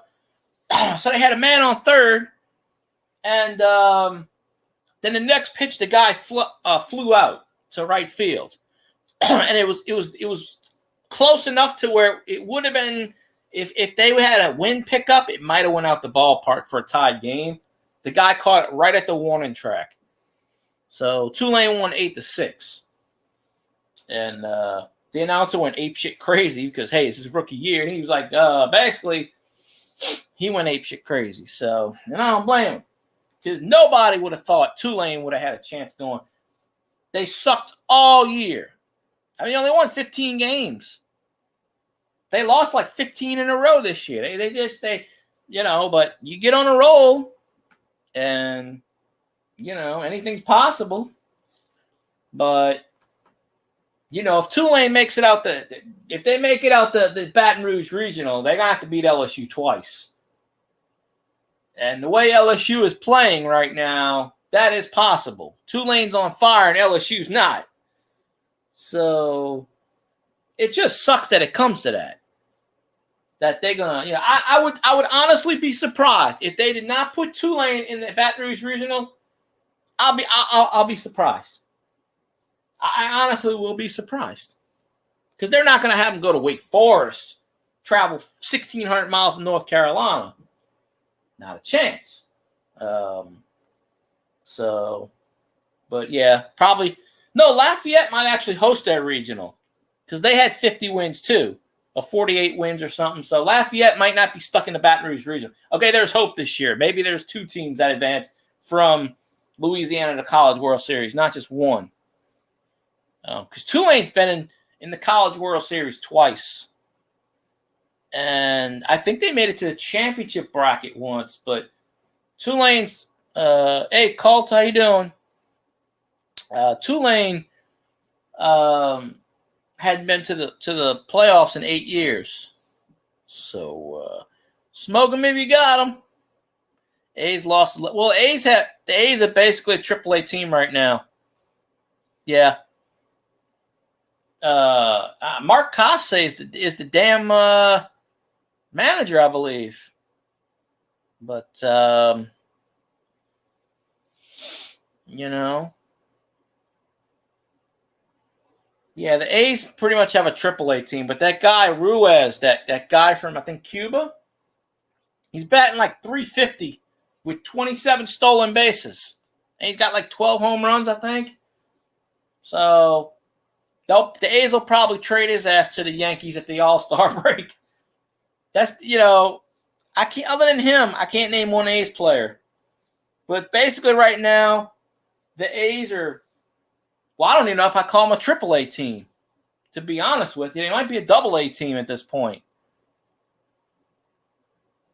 I'm pretty sure a AAA team could come in and beat the A's, but yeah, they pretty much they're in a rebuilding year, but last year they lost a lot of games. So, yeah, Oakland Coliseum is a joke. It's a rust bucket. They showed pictures of it a few months ago. You can't even sit in Oakland Coliseum without having rust. Your foot goes right through the damn, That's why the Raiders left. Oakland don't want to spend any money. That's why they're letting the A's leave. They don't care. They're like, fine, go ahead. We ain't spending money. The A's a couple of weeks ago, their record was 9-40. Yeah, when I saw that game, they were 9-40. So you add another week or two to that, and they're probably at 50 losses by now. They're the worst team in baseball by far, I can tell you that. Okay, the A's record is, they're in the American League, 10-45. Yeah, they're 24 and a half games behind the Rangers. The Rangers leading that division. That's weird. In the Central, the Twins are 27-26. They're barely above 500. Anybody racing that one? Rangers got 2 up on the Astros. The Rays are the best team in baseball, 39-16. At least in the American League. They're probably the best record overall. I don't think anybody's got higher than that.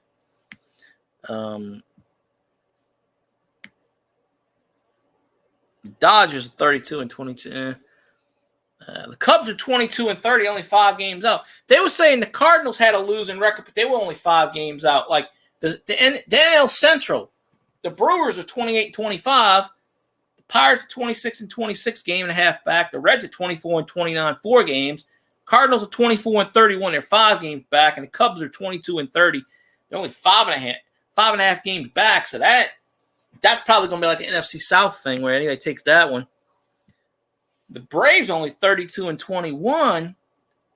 The Marlins have a winning record of 28-26. I'm shocked. The Marlins are only 4.5. They have a better record than the Mets, which is 500. The Phillies are right under 500, and Nationals are 7 under. I didn't think the Marlins had a winning record, but yeah, it's crazy. They just gotta,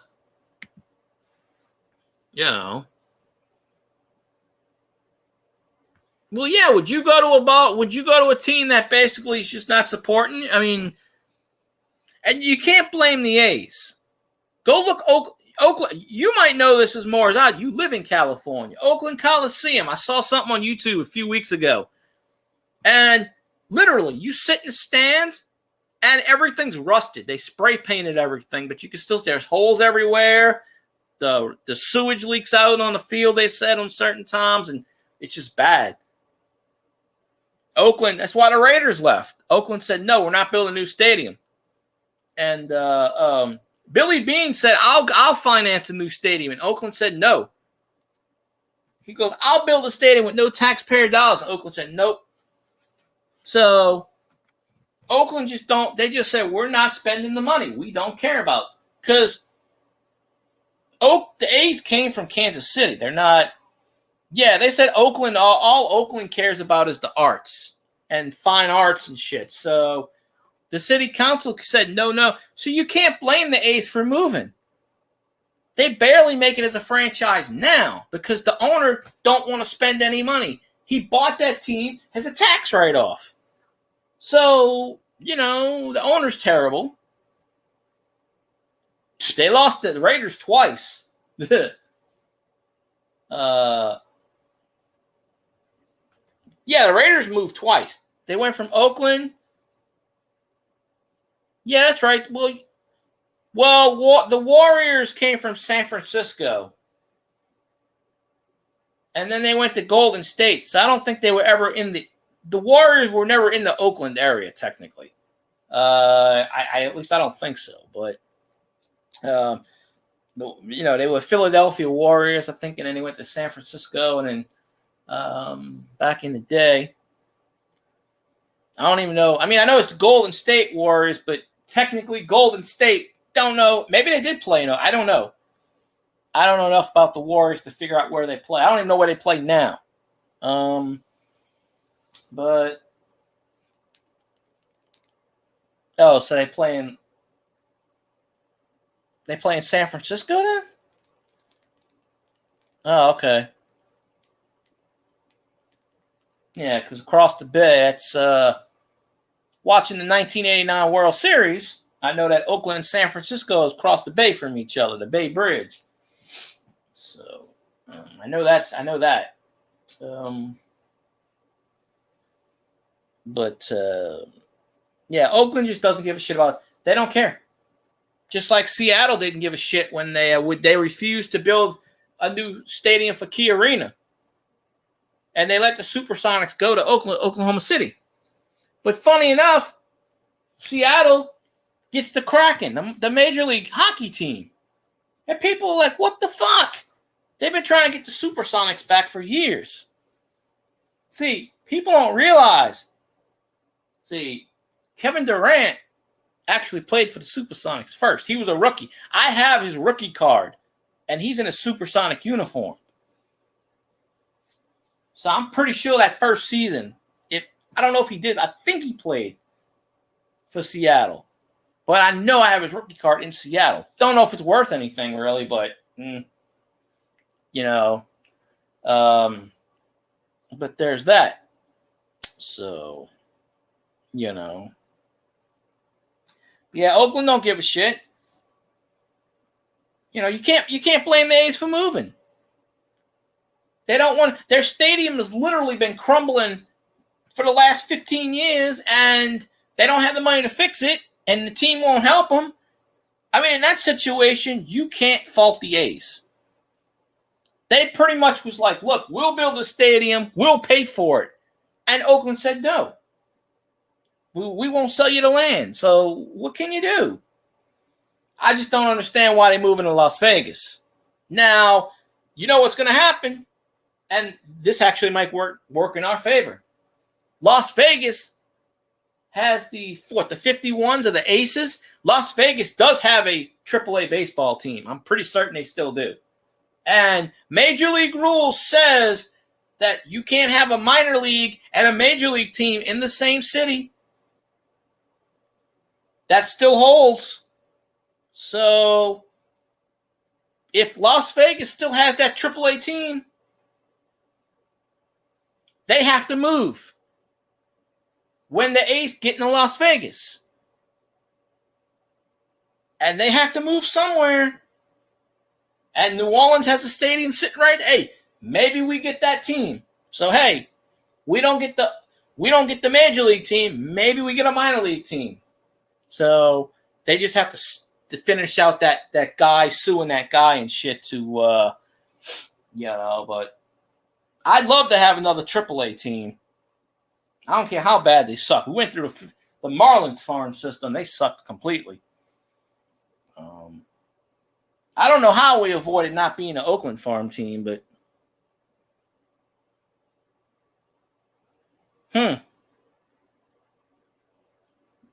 Well, Major League, you have to have 35,000 seats to qualify for a Major League team. So, but minor league team stadiums, they do build 35, 40,000. The Shrine on Airline seats, I think, 35,000 maybe. maybe on a given day. But, you know.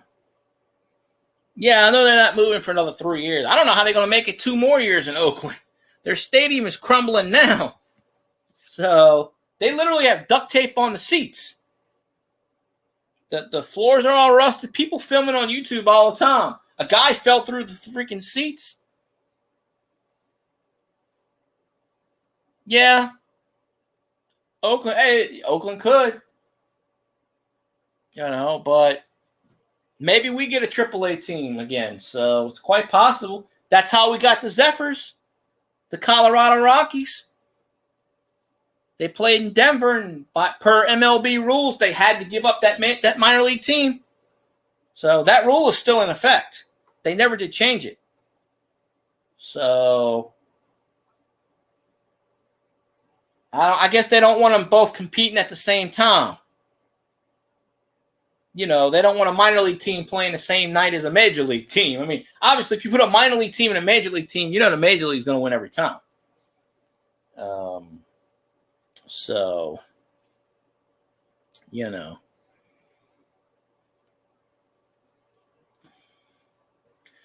Who knows? Minor league teams are always moving around. I mean, we have a stadium. And it's still upkept. I mean, it hasn't been played in 3 or 4 years. But they do concerts there, and they do hold softball games. They hold Tim McGraw just played in the stadium a couple of weeks ago, I think, or a couple of months ago. So they still rent the stadium out for stuff, concerts and whatnot. So, you know, the stadium's still there. There's nothing wrong with the stadium. It's a brand new stadium. It's only been there 15 years, maybe. I think they built that stadium 1998 or 1999 was the first year I think it opened. Yeah, no, it's past 15 years. It's probably 20, 25 years old. But it's still, when the Zephyrs came to New Orleans, they played their first 3 years at Privateer Park, which is the UNO campus, because they didn't have a stadium. Because I remember that first year in 1992, 93, I went to the Zephyrs games in Privateer Park, which is on the lakefront near the water. And they were only getting like 10,000 per game, but, and then they built the Shrine on Airline in 94, 95.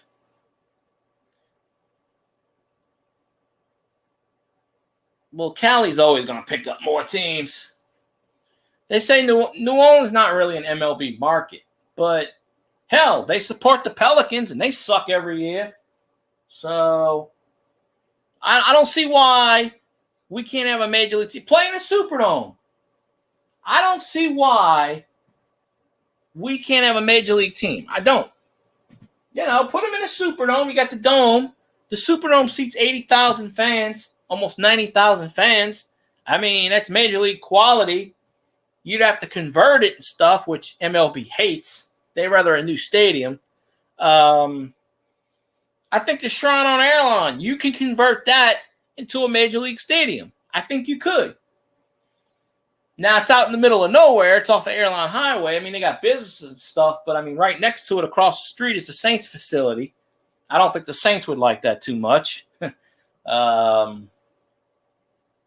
that traffic. But,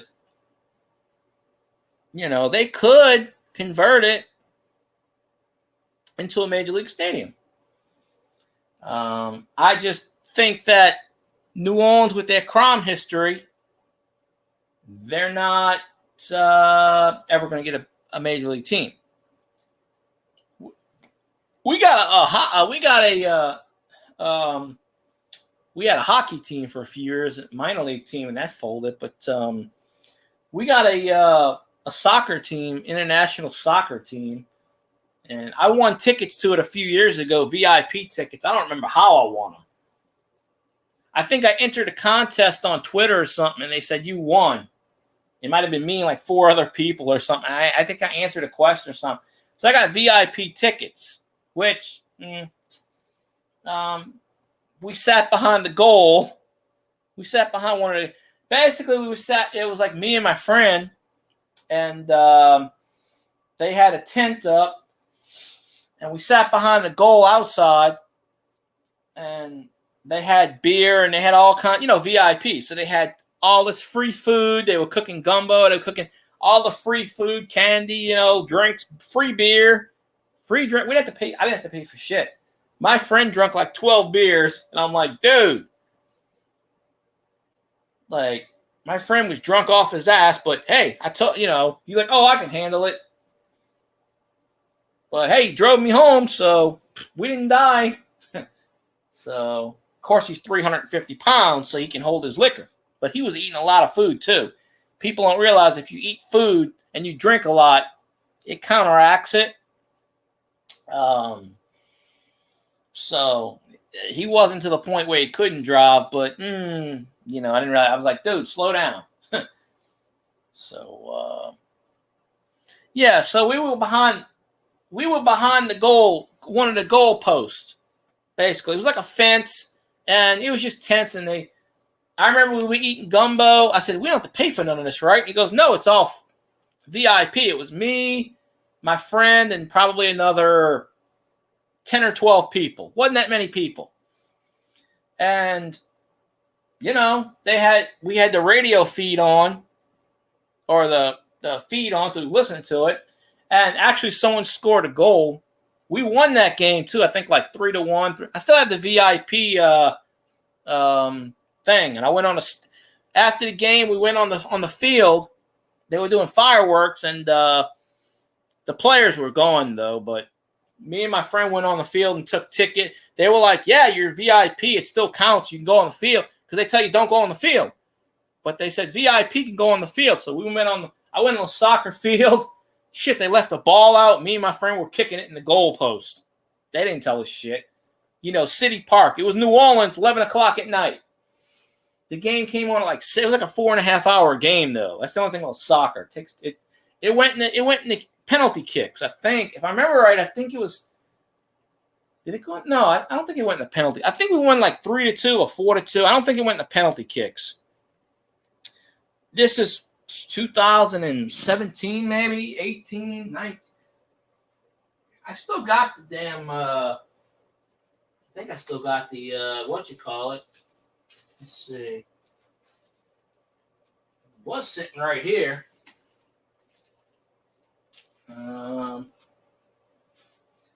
Let me see. Is this it? No, there it is. Oh, shit. There we go. This thing got so much dirt on it. Yeah, I'll turn the no more printed tickets. Nah, that sucks. I'll turn the camera on and show you. The little thing I still have it as a souvenir. That's the VIP thing that I won. New Orleans Jesters and VIP. So that's pretty cool. So I didn't even wear this. I didn't even show it. I just showed it to the person and I put it in my pocket. So, just a little laminated, not laminated, just a little piece of paper. Yeah. I have it on my Facebook somewhere, but I want to say this was for. Yeah, I was on their Twitter page, and I don't remember what it was. I think they asked a question, or I think it was a retweet thing. They said retweet this or something, and I did. And they said, "Congratulations, Field Guy 316, you win." Blah blah blah, and I was like, "Okay." And it was the night of the game, so literally, I was like, "Oh shit, I don't even know if I can go to this." And I called up my friend and I said, "Hey, you off?" And he's like, "Yeah." And I said, how would you like to go to a game and get drunk?" He's like, "What do you mean?" And I said, "I just want a VIP pass." And he goes, "What?" And I go, "Yeah, they're going to give us free food and shit." And he goes, "I'm there." Well, the thing is, I couldn't get close to the players and all the players left. It was all They basically had Mexicans or something. I don't know. I don't even know the soccer players. By the time the game ended, they ran off the field. So, the Jesters are like a minor league team. They're a minor league soccer team. I couldn't even tell you who was on the, I think I was only like 3 or 4 people that entered that contest. Yeah, I told my friend, I said, hey, let's go get some. I told him, I said, you want to go to the game in City Park? And he goes, I ain't got nothing else to do. So we got there, and I was just thinking, we would sit in a booth or sit in a, air conditioned. It was outside. Of course, we had mosquitoes, and I had to get the freaking mosquito thing because it was at nighttime in City Park, 80-degree weather at night. And, City Park in New Orleans is basically right over the overpass. So basically, where the VIP tent was, right behind the VIP tent and about 500 yards to the right is the overpass for I-10 going into New Orleans. So basically, for most of the game, we kept hearing traffic. So I couldn't really hear the game. I heard traffic. But hey, Treeland, how you doing? Appreciate you. I saw your replay earlier, and I did not expect it to start out that way. But yeah, well, so I did watch that replay. So I hope you're okay. Yeah, that dude was mental. You should like get a gun to protect yourself.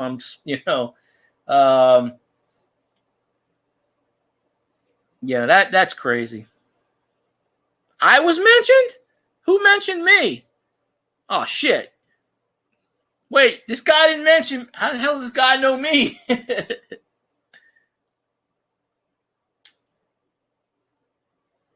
I thought I heard my name in there. It was still early in the morning, so I was kind of half asleep when I was letting it play. So, oh yeah, I thought, okay, you did, yeah.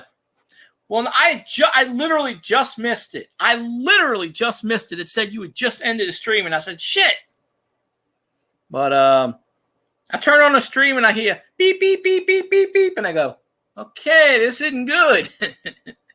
There's like 52 swear words already.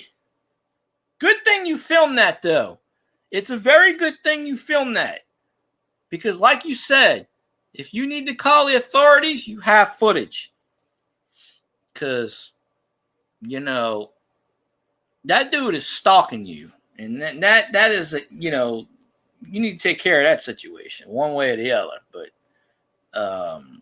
nobody should have to go through that. But, I'm glad it didn't bother you anything other than just being a pain in the ass. Yeah, those tall guys are very those tall guys are very skinny. My friend's 6'6", and he probably weighs maybe 100 pounds, if that. Nah, well, he was far away. It's not like he came up to you on stream, but yeah, I'm just like, what the hell? Like, if I would have never known any better, I would have been like, that's why I thought you started to stream. Because there is a channel I watch that she used to stream a lot. But now all she posts is about verbal abuse, mental abuse, because apparently somebody is stalking her. So that's what all she does is post about. So-and-so threatened me again, and that's what she releases the video on YouTube, the audio of the phone calls. So that's basically what she does for streaming now. Anytime she gets threatened, she releases it on YouTube.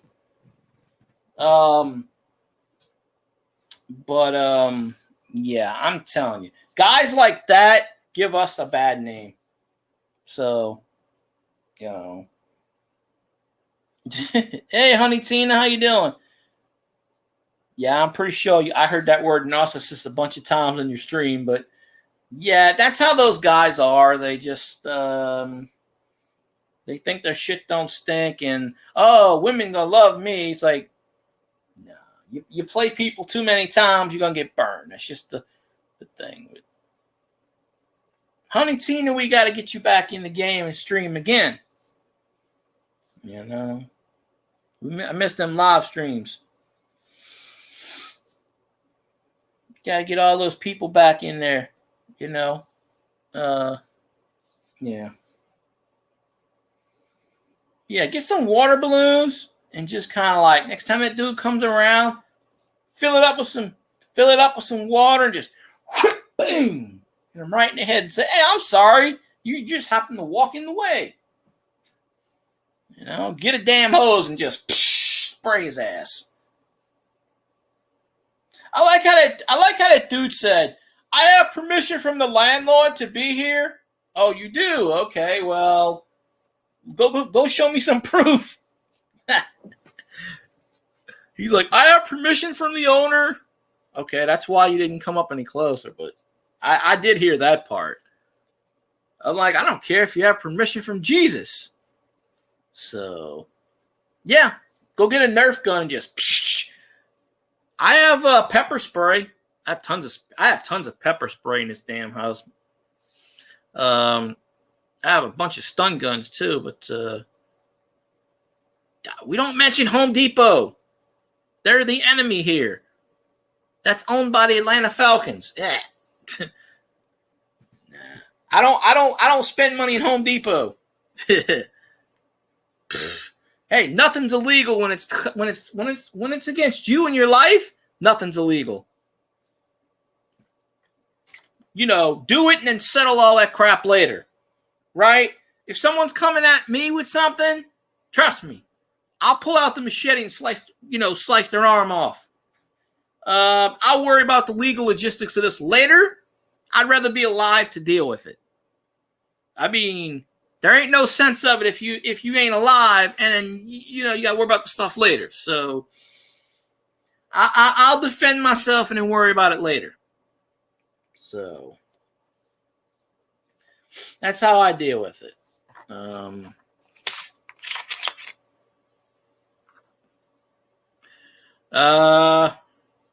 Sure, you can't be any more crazy than my roommate now. What is going on? Like, I tell you, one stream, I pop in the stream, and the roommate's getting arrested. And then this stream, I pop in, you got the stalker going. I'm telling you, Treeland, you should be monetized already for the amount of drama that goes on in your little neck of the woods. I'm telling you. That stream, I walked in at the end of that one, and I'm like, I had to rewatch that one. I'm like, what the hell? I'm like, you're on an episode of Cops. If that show's still on the air, but I don't know. I have to move to Wisconsin. That's pretty too far up there. Yeah. You got to start. Yeah, I'm telling you. You should go back and rename that thing. No. You had it named something, and I was like, if I remember right, I think I went in your stream and said, "Who did you stab?" Because I think the name of that stream was "Cops Were Called," and my first reasoning is, okay, you stabbed somebody because they broke in, or you shot them, or something. I'm like, who did you stab now? What did you do? It had nothing to do with you. No, the cold, I do not like the cold. I'm good with 90-degree heat and 100% humidity. I'm good with that. I can deal with the heat. Shit. Living in the South, yeah. The furthest north I've traveled is Ruston, which is probably about 30 miles from the Arkansas border. I'm not a traveling person. So,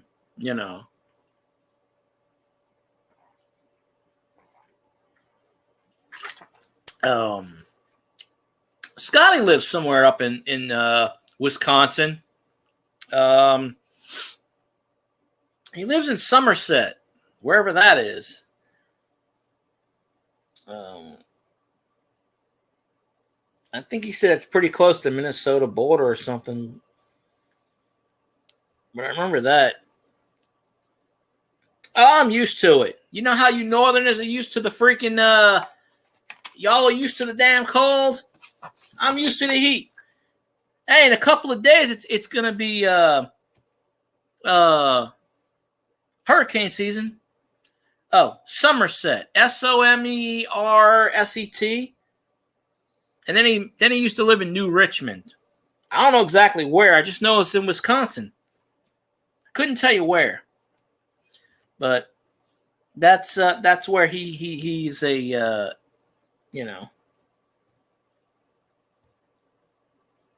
So, face blue, smiling hand, pink waving. I'm telling you, Honey Tina, we got to get you live streaming again. We got to get you rolling. One of these days. The heat don't bother me too much. It's the humidity.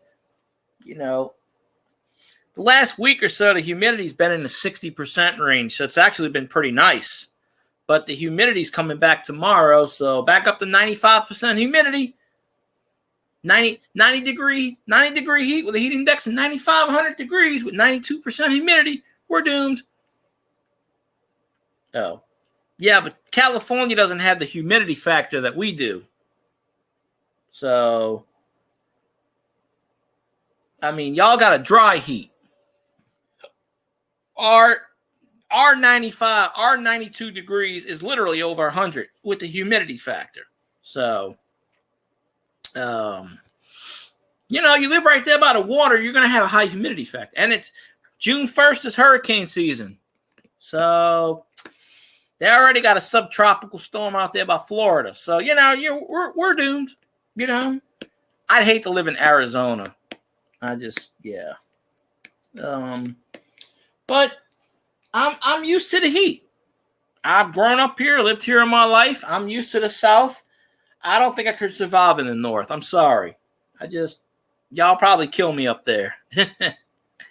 I'd be like, jacket. I don't even own, I own a little small jacket, but I'll be like, wear a jacket. I wear this little small jacket. It barely covers me. I don't have these big heavy duty jackets. A few years, it freaked, about 4 or 5 years ago, we had a freak snowstorm, and they call it snow is roughly, it snowed, and we got maybe 6 inches, and they said it was a 1 in 50 year freak accident, and it's only the 4th time I've ever seen snow flurries. I've seen flurries. This was actually a snow. And I'm like, I went outside and I looked up and I went, is it raining? What the heck? It took me a minute to process it. And I was like, it's not raining. Like, what the hell is this? I looked up at the roof and I'm like, look up at the sky and I go, it took me a good 5 minutes to realize it was snowing. And maybe it was. Maybe it was the whole birds dropping the meat issue again. And I'm like, holy shit. That's why it doesn't snow down here, because it's 85, 90% humidity. I mean, last year it got to like 9 degrees, which is pretty damn cold here. But the humidity was 95%, which makes 9 degrees turn into like 25 or something. Still below the freezing thing. Still below 32 is below freezing, but yeah, I know HARPA or DARPA or whatever. I know they're messing around with my weather patterns. It's like, look, keep it at 72 degrees like my AC, and we'll be all right. I don't want no 90. I'm just used to the heat. That's all. There's no reason to complain about it. Yeah, that's what I said. HARPA, DARPA, whatever the hell it is. Yeah, it's the asshole association for... No, I can't. I'll use the AARP term. Well, no, I can't say that either, because then the people hate on that. It's the hell on earth people. The hell on... I don't know the exact abbreviation, but basically it's like, whatever. It's bullshit. They have the National Weather Service branch about 10 miles down the road from me, and me and my friend went to it. it goes to it. You go to the highway, and it basically goes into the country, and it's a dead end. And they have the gates. And we tried to turn around. Because the road runs out, and it's the water. The road runs out. It says dead end. But then there's signs everywhere, like Area 51, do not come in, blah, blah, blah. There's like security guards. And my friend was like, let me show you the weather thing. So we went up there, and you could see it from outside. So my friend goes and gets out to take pictures, and I got 3 armed security guards telling us to get the fuck off the property. And I'm like, this is a weather station. Like, I'm here to learn about the weather. So they tell us you need to turn off and no taking pictures and all this other crap. And I'm like, okay, wait a minute. So my friend actually filmed it. He put it on YouTube. Of course, YouTube took it down because they filed a complaint against it. But it got a lot of views. And, you know, it's the weather office.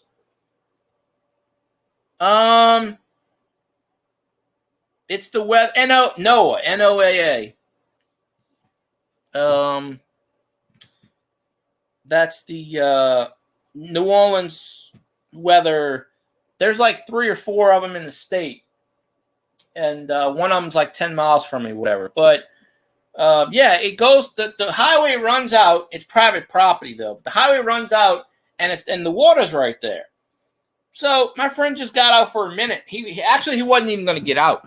He was just going to turn around, back up, and leave. But before he could even do that, they had 3 armed security guards. They didn't come at me. I was in the car. They came at him because he came out the car. And I was like, dude, get back in the car. And he's like, y'all not going to shoot me. And they all cocked the guns. They were like, oh, you think so, huh? I told them, I said, well, if they would have shot your ass, I would have drove away, and I would have got the damn state police, because the local police, they would have never done anything. They would have just been like, oh, well, you're trespassing. But the thing is, the highway runs out. It's not like you turn off the highway. There's a neighborhood right down the street. But if you go another half a mile, it leads to the end of the highway. The road runs out, and there's a dead end sign. And yeah, but since it's a government office, it's a weather bureau. It's private property. But you know, people get lost because it runs out to the highway, so people get lost. But yeah, you can't even go on that property. But like I said, my friend had footage of it. And he posted it on YouTube, and within like a day, it got taken down automatically. And you know, he kept posting it, and it kept getting taken down. And then that's when he was on YouTube. But then he had a nervous breakdown, and once in a blue moon, and I'm talking about once in a very blue moon, he will pop in my chat for about 10 seconds and say hi. But long story short, my friend suffers from post-traumatic stress disorder. And, you know, he takes medication. Not from the military. He had a traumatic event happen to him when he was a kid.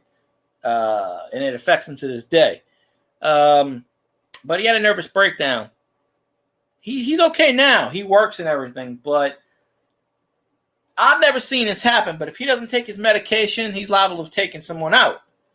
No, my friend didn't take meds at the time. But what happened was they sent him to Lake Charles, which is 3.5 hours away to where Grumpy Stack is, up in that area. And because the mental health places around here all closed down. So he had to travel by train. And the only reason I knew he was up there is because his doctor told me he had to go. I've never seen him become violent. He's never been violent towards me, anybody like that. But there were times where, I guess he did. I don't know. one time I was with him and he didn't eat anything, and I had to buy him food because he was like joking around. He goes, I might stab someone soon. And knowing him, he probably would. So I had to buy him food and take his medication. But I know he got into a fight with somebody and almost killed him. So I know that for a fact. But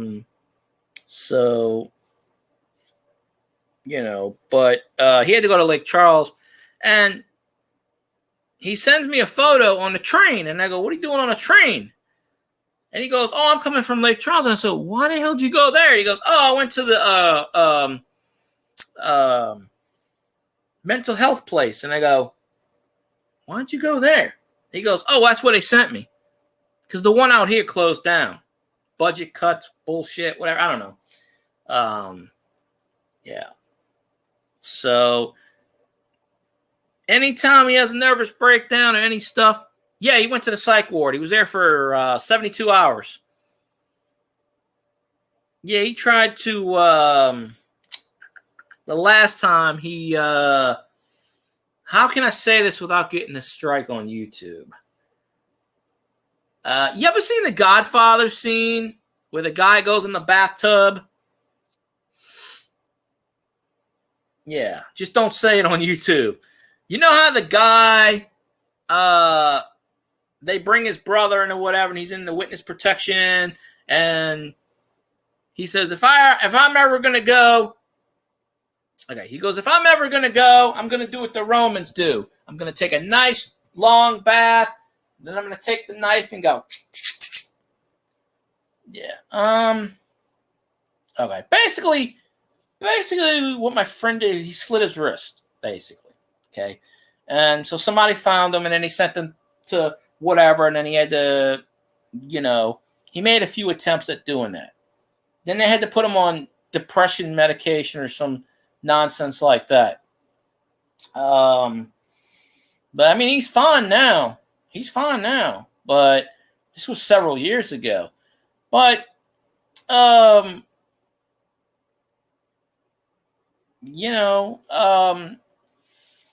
find this out because he sends me a picture, and I go, what the hell? And then he tells me after, like, I didn't even know he was gone. Like, he was over there for 72 hours, and I go, what the hell? Yeah, the medication he takes, I don't think it works. I mean, I don't know. Maybe it works to some degree. I don't even know what he takes. Couldn't tell you. I honestly could not tell you, and I don't want to know. But, yeah. Well, I'm going to tell you, my friend's he's tall and he's heavy set. Ain't no one going to mess with him. You ain't going to mess with a guy that's 350 plus and is like 6'4", 6'5", 350. You ain't going to mess with that. That's like a freaking offensive tackle.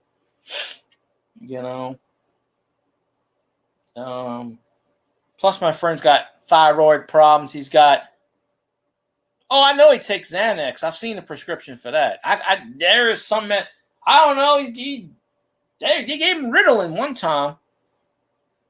My friend's got my friend has got the pharmacy in his. Of course, I haven't been to his house in about 3 years because of the pandemic thing. But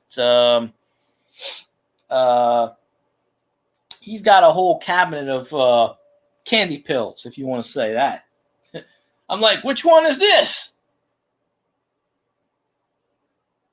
Yeah, my dad has Graves' disease.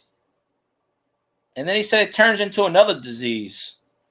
Or something like that. Bright's disease or something. My dad told me a couple of months ago he's got that Graves' disease thing, and it turns into another disease if not treated, and there's no cure. And I'm like, but yeah, he has thyroid problems.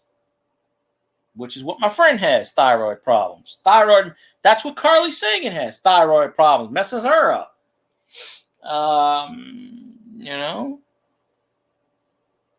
Huh. Oh, you can't say that on YouTube, right, Truelin? They don't like that word, but I don't care. Say what you want. Yes. Ludwig von Helsen said, you will take the pill. Don't make me start talking German now, because I can do it. I work for the Germans, right? I work for the Germans, basically. Like, the company that owns the store I work at is a German guy. So, they all were. Yeah, so the person that owns the company that I work for lives in Germany. He's a German guy. He's a doctor. Little short dude. He's like 4'6". He's like Mr. Magoo.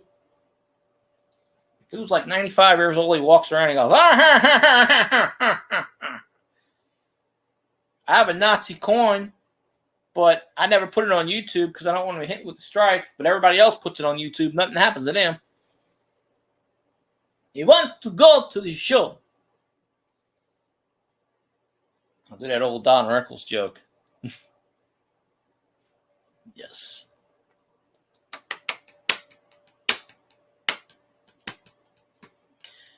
Oh, hell. Yeah, speaking of hell, I got to go to work tomorrow. Yay! Deal with crazy people. Hooray! I don't know how I'm going to get through tomorrow, but Lord, you better help me.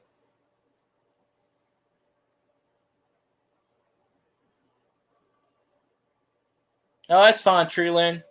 I'm probably going to wrap it up in a few minutes because I'm going to get some sleep. I got to wake up at 7 in the morning or 7:30. I might do a live stream in the morning. I don't know yet. I might. If I wake up, I might do an hour or so. I don't know. I work every Monday, Barbara. Yeah, everyone took off on Memorial Day. It's a skeleton crew tomorrow. It's only 4 of us. And I have to work with my boss who's OCD, manic depressive, and basically batshit crazy. Memorial Day is the only holiday I work. I only paid holiday. I'm off for Father's Day. I was off for Mother's Day. I was off for Christmas. I was off for Thanksgiving. I was off for New Year's. Yeah. I work every Monday, so it doesn't matter what holiday. I had to work for Veterans Day last year. Although Veterans Day is not a paid holiday for us anymore. It was last year. They got rid of that and added Martin Luther King Day, which isn't really a holiday for me, but, you know.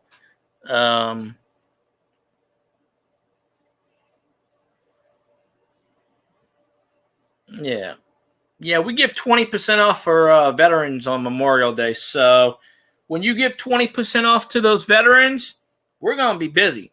And with my company cutting hours right now because they don't want to spend any money, we're on a skeleton crew.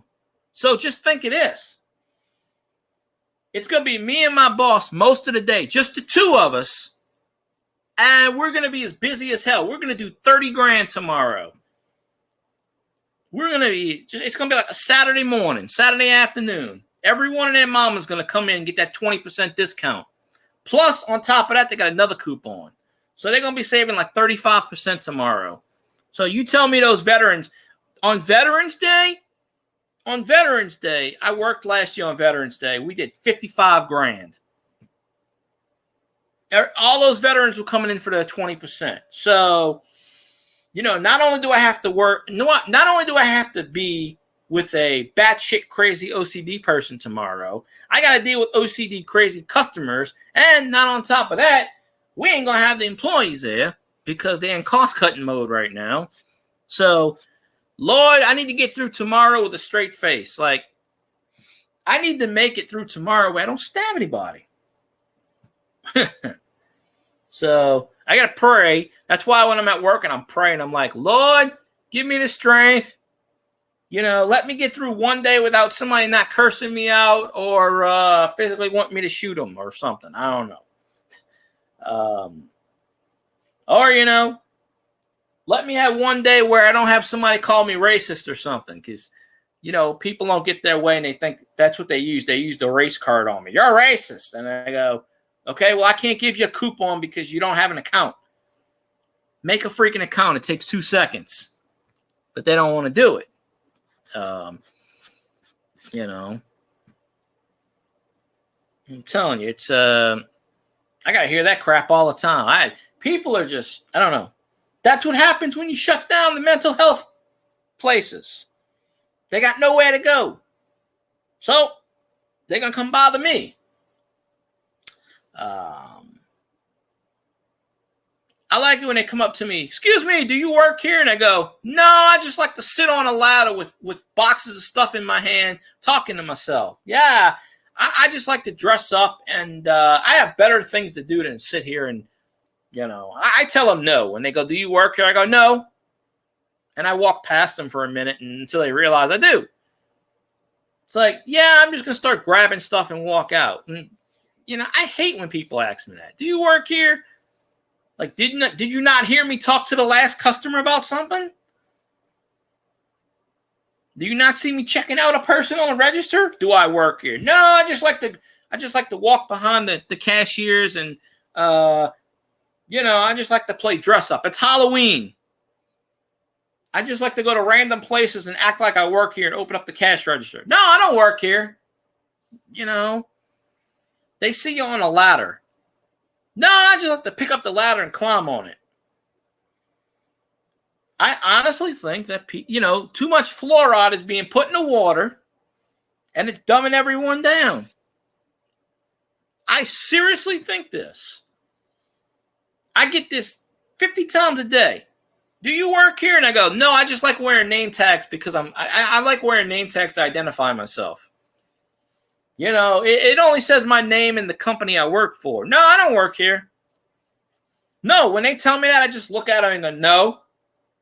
And then they look at me and they go, oh, well, I have a question. And I go, all right, well, I have an answer. What is it? What are you bothering me for? And they'll ask me a stupid question, and I go, no, we don't sell that crap here. And they go, why not? I go, we don't sell $500 thing. We don't sell that crap. Go away. So, yeah, tomorrow is going to be trying my mental health patience because it's going to be me and an OCD person for 5 hours by myself, trapped in the 6,500 square foot place. I'm going to go mentally insane tomorrow. You may not see me tomorrow after this. I might, what do I sell? Well, I work at a shoe store. So, yeah, I get people calling me Al Bundy all the time. I'm the only guy that works there right now. We used to have guys, but it's me and like non-women. But I work at a shoe store. Sort of like in a mall, but it's not a mall. I don't know. Pays the bills, so I don't care. But yeah, I had a customer. It's Al Bundy, and I go, "You stupid bitch, leave me alone." Nah, ain't really cool. Although I had a celebrity come in the other day. Local news person came in. I don't know, pays the bill. So you look at it that way. I'm trying to get another job though, because I can't. I'm almost been there 2 years. So, my place, the job I work at's haunted, so I'll listen to the ghost speak all the time. I just can't ever pick them up. One time I was half asleep and I was walking and I heard a voice say, "Stop." And I grabbed the shoe and scanned it. It was exactly what I needed. I had my eyes closed. Like literally I heard in my head, "Stop." So, the ghost is looking out for me. They're friend. It must be Casper. There's a cemetery not even 200 yards behind where I work at on the side. You ever seen that video where I did with the turtles? I'm standing behind. I go to take out the trash. You ever seen that? Okay, you seen that weather video? Was it a weather? No, the traffic video. No, I didn't have it pointed at the thing. That video I did with the turtles, where it's got the woods, that's the cemetery back that way. Not that far away. All of that used to be a slave plantation. And it was a plantation up until like the 1890s, 1900s. They did sugar plantation. And then it became woods. Well, it was a slave cemetery, and a lot of those tombstones are gone. In fact, when they built that whole area, they were supposed to put a movie theater there. And they found that all the graves, because of erosion, they were open. So, and they had to block it off I still think you can't go in there. My friend went in there somehow, but I think they got it blocked off. So there's about 15 bodies with headstones. They think there's more because some of the headstones are gone. But when they interviewed someone, there was a guy who was 101 years old. He says, "Oh, my grandfather's buried there." This was about 10 years ago, so that guy's probably gone. But he said back in the day, they just walked in the woods 40, 50 miles to go do the parties, and they would take lanterns and hang them up on the tree stumps. But I've seen pictures of the headstones. The cemeteries from like the 1850s. I know there's like 15 people buried back there. They said there might be up to 100 people back there, but they're not sure because over time, erosion and a lot of the headstones disappeared. So they had the restoration. But so that's why they stopped building. It's right behind the gym. So literally, it ain't even 200. Maybe it may only be 100 yards away. So it's right there by the cemetery. So I work pretty much. Hey, for all I know, my work could have been built on the damn cemetery. I don't know. The only reason they found that cemetery by pure accident is because they were building, and one of the workers fell in a hole. Didn't realize what it was, and it was bones. So he fell in an erosion over 150 plus years. Louisiana weather, animals digging up crap, and the graves were pretty much, you can see the bones. So they had to get out there and get an anthropologist out there or whatever to figure it out. So yeah, there is a cemetery back there, and I think it's covered up now, but they had to cut some wood. And the weird thing is it's right next to all these apartment complexes that they charge $3,000 a month rent for because it's right there near the mall or town center, whatever you want to call it. They don't really use the word mall. They use town centers or outlet now. But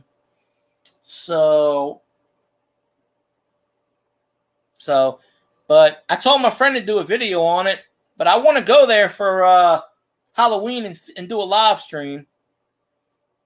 But I won't have any lights though. That's the problem. And shit, I'm not falling in an open grave. My ass would be like, that'd be it. But it's all covered by now. But it's kind of weird because usually in New Orleans they don't bury below ground because of the water content. That's why in New Orleans they got the crypts above the ground. But this one they buried below, and the water content's fine, I guess. It's not, But I walked that whole levee. I walked it, and I walked into it. But this cemetery is in the woods. It is in the middle of the woods. It's like you come across it, boom, there it is. So the only thing about that is I've been in cemeteries before, but the thing is about cemeteries, you got to watch out because the spirits can attach themselves to you and then they can follow you home. If they take interest in you, you have to watch out, so you have to be very, very, very careful on what you do. Oh, hell, my damn it. This thing's getting ready to die. I got to move this around. This thing's at 17%. I'm probably going to get off in a few minutes because, I don't know. I sound like a lot of people. Well, I hope that's a good thing because usually when it's not a good thing. Always compliment me in the good things because I don't need any bad ones right now. But we got 4 people in here. Let's see. Did I actually get more than 30 views today? Let's see. The last chat I got 28. It's up to 39. So I don't know, maybe. I messaged about 40 people. I got 3 of them in here. So at the time,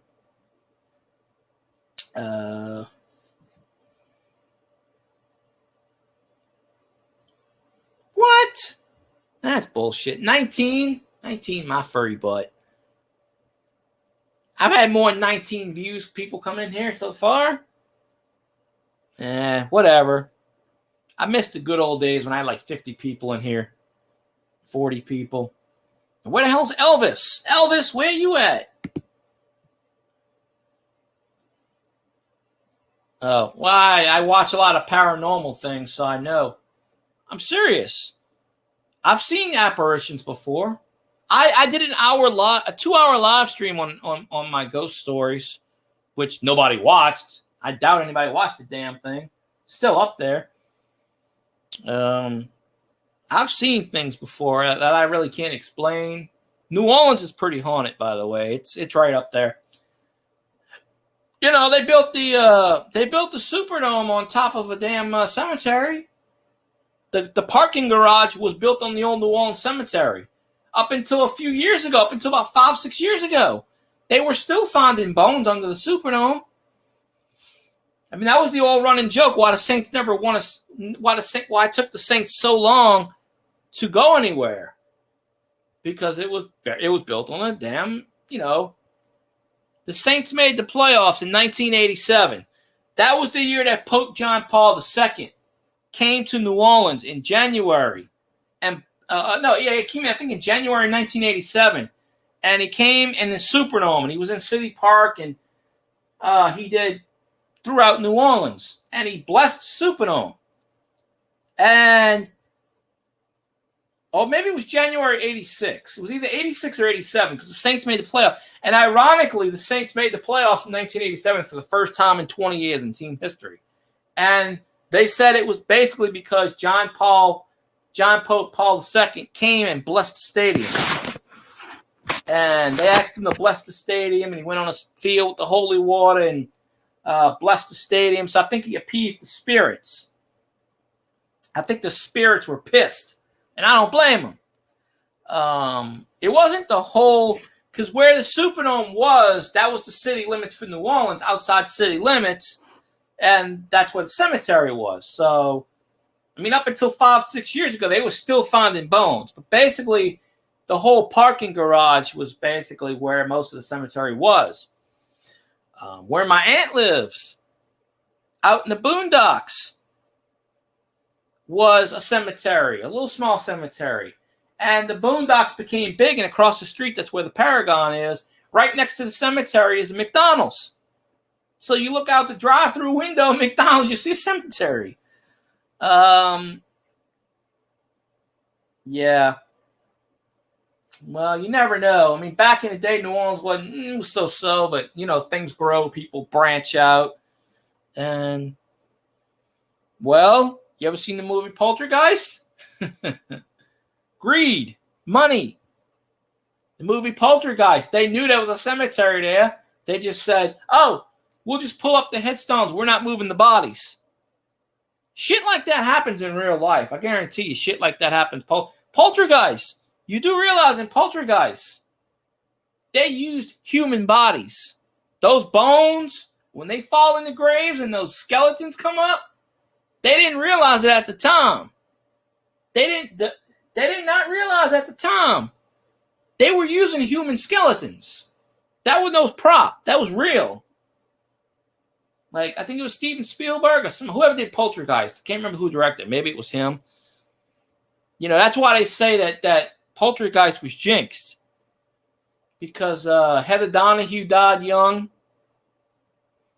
And Heather O'Donoghue died at like 12 years old from stomach cancer, some cancer. And then the other lady got shot and killed by a boyfriend right after the movie came out. I can't remember her name, but her boyfriend was abusive and shot her to death. So, that's why they think there's a curse over that movie. And then one of the other actors, she died of mysterious disease a couple of years after the first one came out. So, you know, you can go look this stuff up. They got like, I don't know. How did they not know they were actually instead the human remains they were dealing with? So the actors they didn't even tell the actors. Like Craig Nelson didn't know. They didn't tell the actors. Oh, what's her name? I think Dominique Dunn was her name. Her boyfriend shot her to death. I think she was like 19 or 20. I think that was her name. But you could look it up, you know. But I think that dude went to prison or something. I think he might still be in prison. But yeah, and then they made the second one and they made the third one. But yeah, that's basically, you know, if you haven't watched Poltergeist, definitely a classic. But yeah, there's a lot of similarities with that. I'm sure, I guarantee you, that situation has happened in the past where they build over an Indian burial ground and stuff like that happens. These companies get greedy. They don't want to spend millions of dollars moving bodies. They're just like, hell, we're just full of headstones. We won't tell anybody. We'll just flatten it over that. You're disturbing spirits' graves. You're disturbing their graves. You know? That's desecration. Then they wonder, oh, why are we getting haunted? What's happening? You know? So when they found the cemetery, they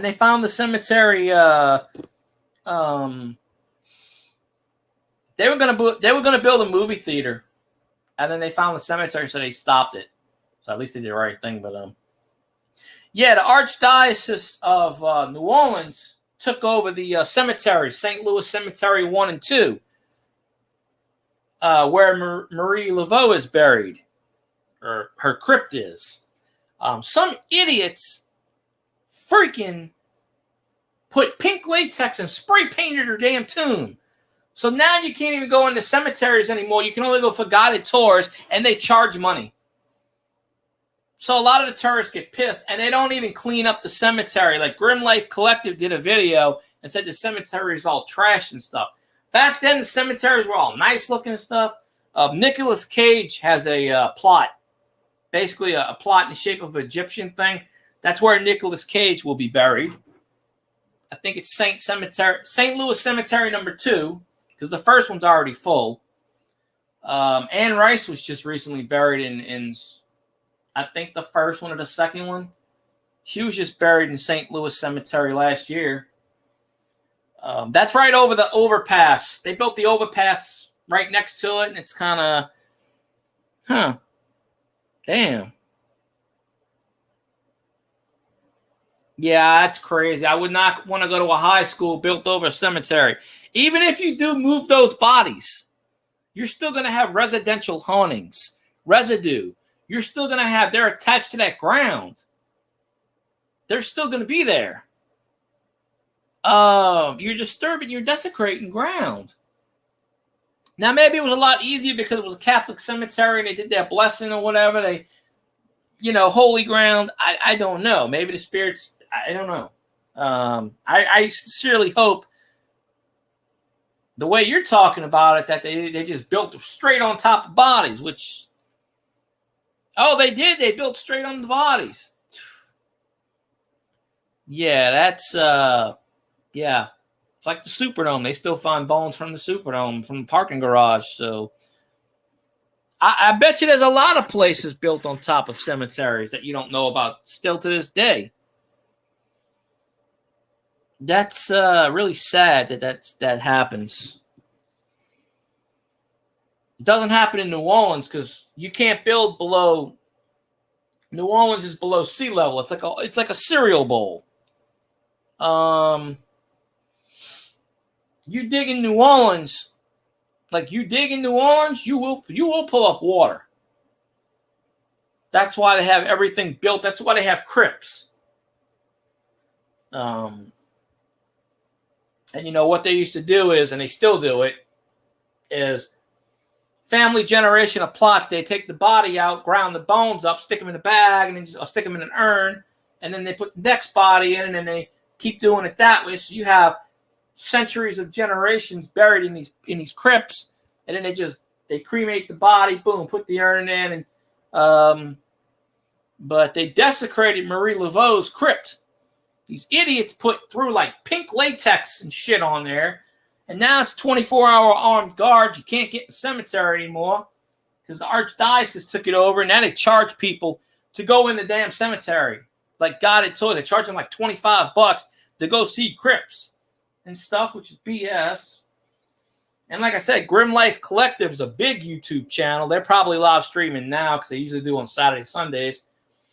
They're a horror channel. And they went to New Orleans and they basically was like, you know, they commented in their video, oh, it's trashy and they don't keep up the place and people are talking and the St. Louis cemeteries, there's not a lot of traffic. There's not a lot of foot room. So if you get a group of 15, 20, 30 people, you're not going to be able to move anywhere. It's a big cemetery, but it's really small as far as walking.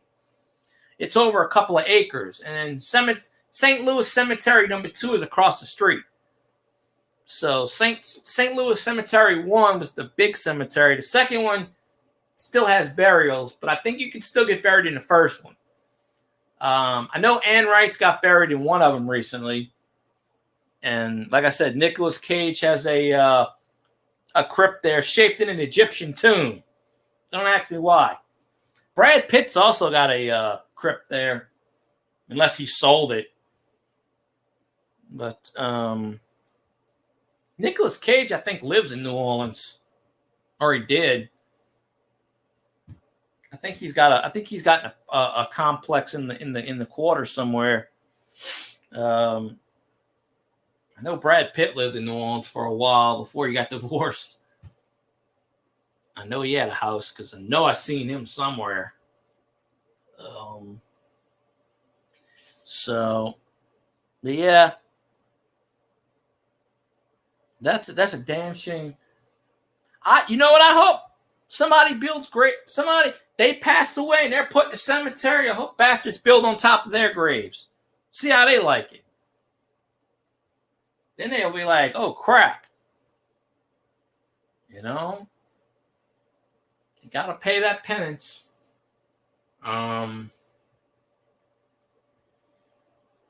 Absolutely crazy.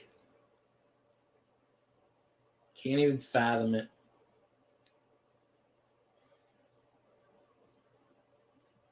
But yeah, they just save money. They don't want to, you know. They're like, oh, crap, we don't want to delay construction. Let's just mow over it and we'll be fine. We won't tell anybody. Like they don't keep records.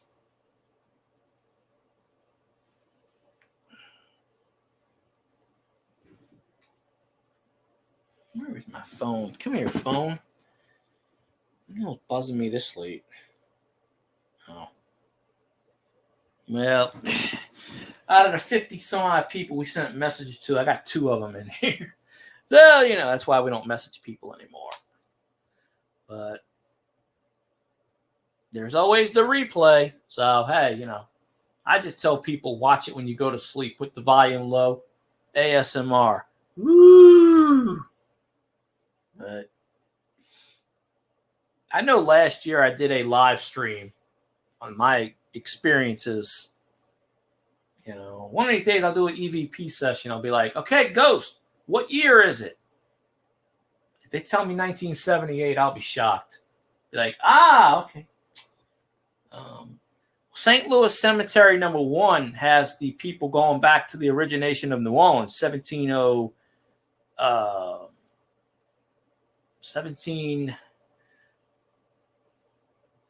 Orleans was founded in 1703 or something, 13. A couple of years ago, I just had the 300th anniversary. Have you seen the line in Saudi Arabia yet? Line for what? The oil lines? The gas prices? I don't know what line we're talking about. The cocaine line?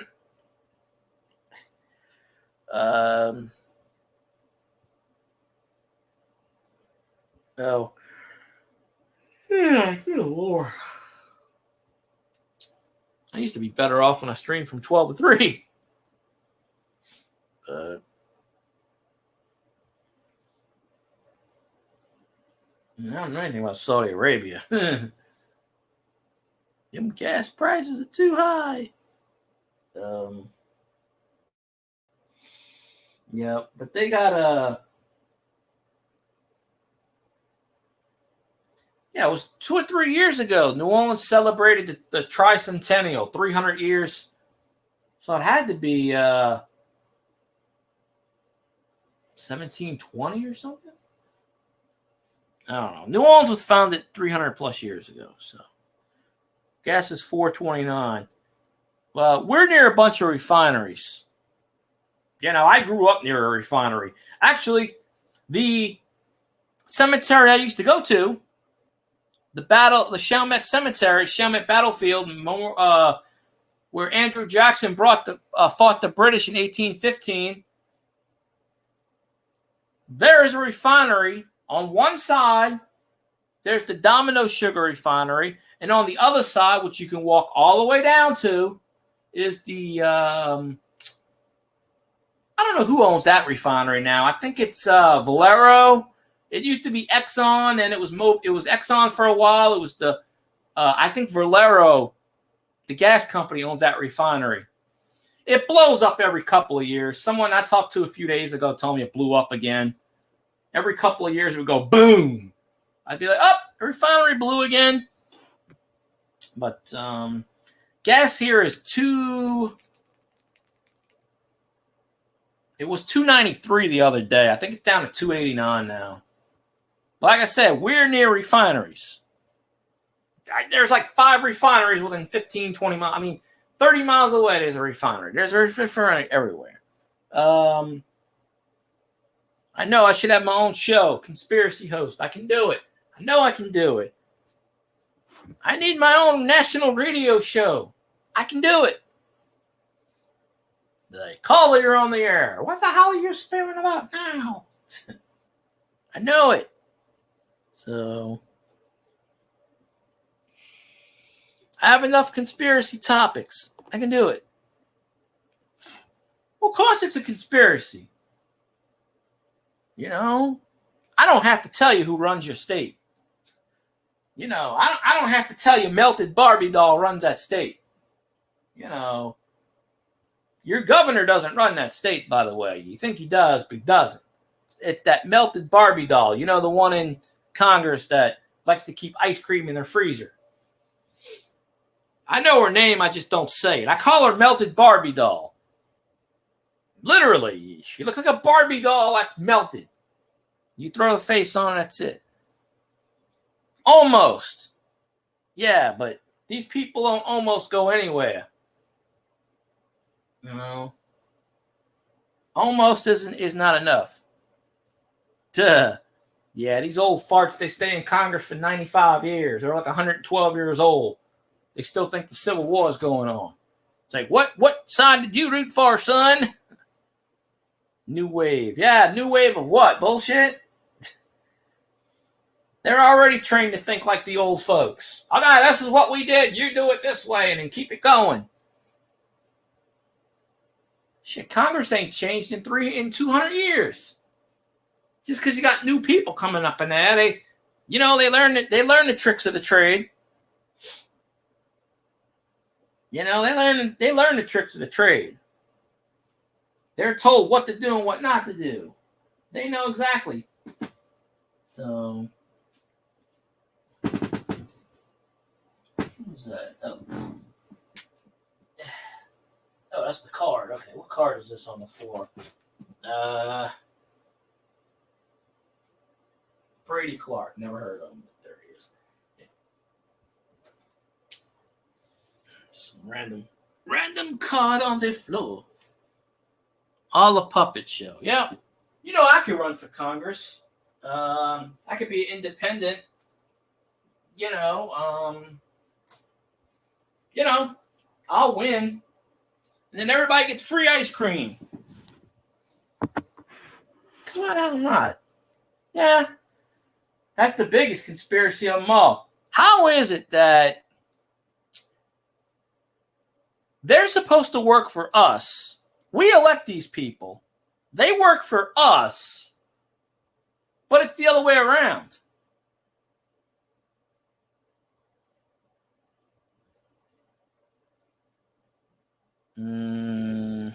Accept him for what? I don't know. Oh. Well, yeah. We don't elect anybody. The electoral college votes, and then, yeah, it's all bullshit. So. Oh, he can't have anything. I wonder if his puppeteers give him anything. You know? Well, like I always say, just that's it is. Just how it is. Oh, he made a deal to pay people to stop using water. Imagine that. I'm going to pay you $50 million. Don't use water. Okay. It's like, don't use water. You know, not their fault they drained Lake Mead. Just saying. Not their fault they drained the Colorado River. Don't use water, though. Okay. Well, you know people got to use water. So, he's literally paying non-states $50 million each to not use water. Well, I don't know where that money's coming from, but I'm not paying for it. Because I'm not even using that water. So, but if someone wants to pay me $50 million to not use water, I can make a sacrifice. I probably can. You know, I go jump in the well. I mean, I got a lot of water near me, so I'm good. I got water on two sides. Probably even three. So we're good.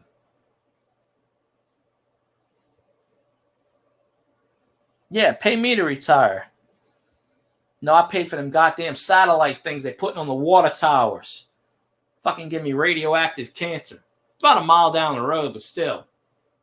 Like, I don't need shit to be frying my brains. I got my aluminum hat on. For Christ's sakes, I don't need that shit. Like, stop trying to get into my alpha waves and mess up my damn REM sleep.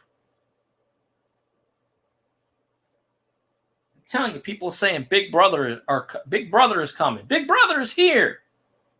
Skynet is self-aware. So, I know it is. I already know it is. Trust me, I did a whole YouTube stream about that, which got taken down. But we'll talk about that another day. But, see, I just don't get notifications when they take them down. But I look at my video count and I go, it's missing 1, 2, 3. So I know. And if I ever get monetized, they'll you know. I mean, they got Scotty stream for something that was true. Someone came on Scotty's panel and said something that was 100% true. And Scotty got suspended for a week from YouTube. And he's like, F that. He goes, I'm going to Patreon. So,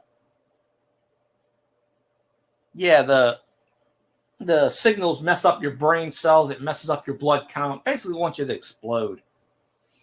Better get the aluminum foil hats on.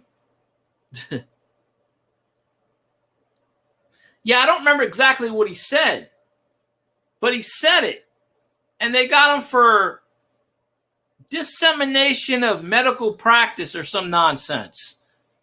And it was a statement that actually is 100% legit true. So, on YouTube, you could be held responsible if someone else says something on your stream that you didn't even say. So, and even if you delete the live stream, they still give you a copyright strike. Because you know what, YouTube, once you get monetized, you're fine. But they can go back to a live stream from 4 years ago and you might have said the word dog. and YouTube don't like the word dog, boom, it's gone. So, yes, if you wear a lit hat, it works pretty good.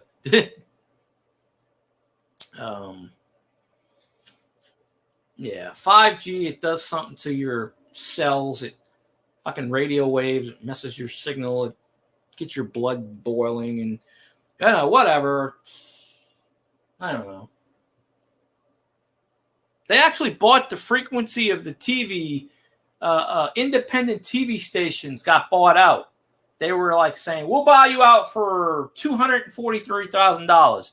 The public broadcasting PBS out here, Channel 12 and Channel 32, both PBS stations, they still operate, but they operate on internet only now. They got bought out. The federal government paid them over $300,000 to give up their license, to give up their frequency to convert to 5G. So, I mean, they were paying stations money, independent stations. They were paying them, mostly public broadcasting, but they were paying them money to give up their frequency so they could use it for the net, for the cell towers. The public record, you can look that up too. Because all of a sudden I'm like, where the hell's my PBS station at? I can't pick it up anymore. And I realized, I have to go online and look to watch it. Because one day I used to watch I watch PBS a lot because there's a lot of nature. I like PBS. They have the shows I like to watch. Well, one day I went to watch it, boom, ain't there anymore. Well, what the hell? I see it in the listings. It still shows it in the broadcast listings. But when they repackaged all the TV stations, they sold out to the signal, and they converted the signal to the cell phone towers. And I don't know, the station's still there. Like I said, you just got to go on internet. But I still watch the station. They do pledge drives. They used to do pledge drives all the time when I was a kid. Yeah, this station is WYES in New Orleans. It's not actually in New Orleans, though. It's in Covington. They say New Orleans. New Orleans and Covington's like 50 miles away.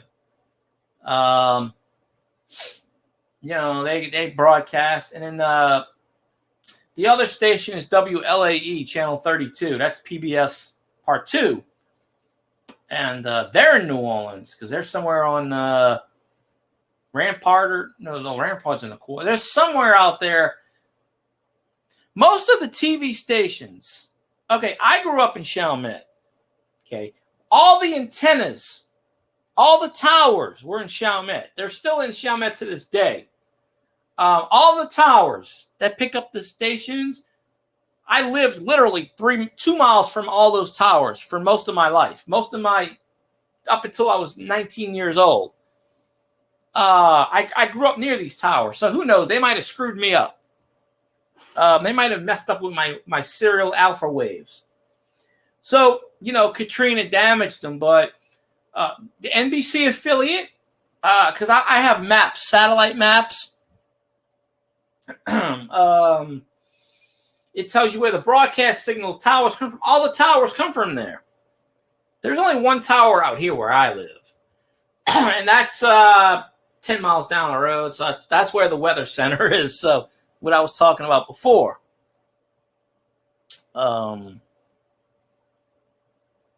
So, it's a little bit of this, a little bit of that. But, yeah, so, like if you go on antennaweb.org or, what's the other one? You could type in your zip code and it'll tell you how far you have a broadcast antenna tower near you. And people will be surprised how close these towers are. If you have a tower within like 3 miles, it will mess your brain up. So I'm pretty sure my brain's been messed up because I lived near a tower for years. Within 5 miles, 3 miles, whatever it was. But I knew. And the thing is that the broadcast towers, like most of the TV stations broadcast in New Orleans. But the TV towers are 30, 40 miles away. But where I grew up by the Mississippi River, it was only 9 miles. I only grew up 5 miles from New Orleans. The TV tower's right there. Now, if you go around, it's like about 20 miles to drive. But if you're on the river, it's right there. So I literally grew up in New Orleans, basically. That's where the TV towers are. It's just, but like the NBC affiliate has a big broadcast tower right on freaking Paris Road. It's probably still there to this day. And, me and my friends used to walk into it. They would leave the freaking thing unlocked. We go press buttons. I mean, you don't know what to do. Now it's all probably padlocked. But me and my friends used to just walk up in the... It's just a room, and it's got buttons. Nobody was watching at the time. There's like buttons, and there's like you walk up. Like me and my friend walked up in there, and there was like TV screens everywhere. And like, oh, cool, buttons. Like I don't know what it is now, but you get the big broadcast. It's basically a subset to relay the signals back and forth, bouncing them everywhere. So there's that. Oh hell, good Lord, I've been streaming for 3 hours now. My ass gotta get me some sleep. Shit, I get on one of these tangents, these rants, and I go woo. I still got 5 people, so I don't know, but still in all, I am going to wrap this up in a few because I got to wake up in like 6 hours. I ain't going to be happy if I get no sleep. These damn towers going to get me the REM sleep, mess me up. 6 in. I wake up early enough, I'll do a stream, but I don't know. I want to try to do a Memorial Day stream, like, hey, folks, but you have to, I know that, but I'm falling asleep. I've never snored I've never fell asleep on my live stream. I did it on people's live streams in the past. They're always there, but, it's just a matter of me falling asleep. That's why I'm not on camera right now. I got my eyes closed.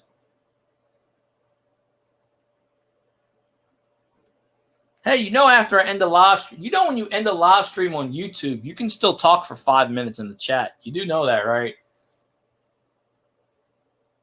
Shit, it's actually later. Shit, where Barbara is, it's damn near 1 o'clock already. CV lives in California. It's still early it's only 9:30 by him. It's still early for him.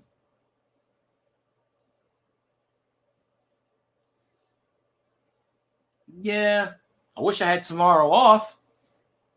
But, of course, everyone else that doesn't do any work at that job takes off, and they leave me there with crazy people. And, yeah, I gotta mentally prepare myself for dealing with a crazy person tomorrow. You can sit behind the liquor store. We don't have a liquor store. There is no liquor store.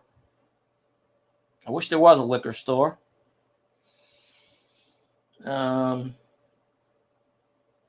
Yeah. Anyway, you can't sell liquor between 2 a.m. and 6 a.m.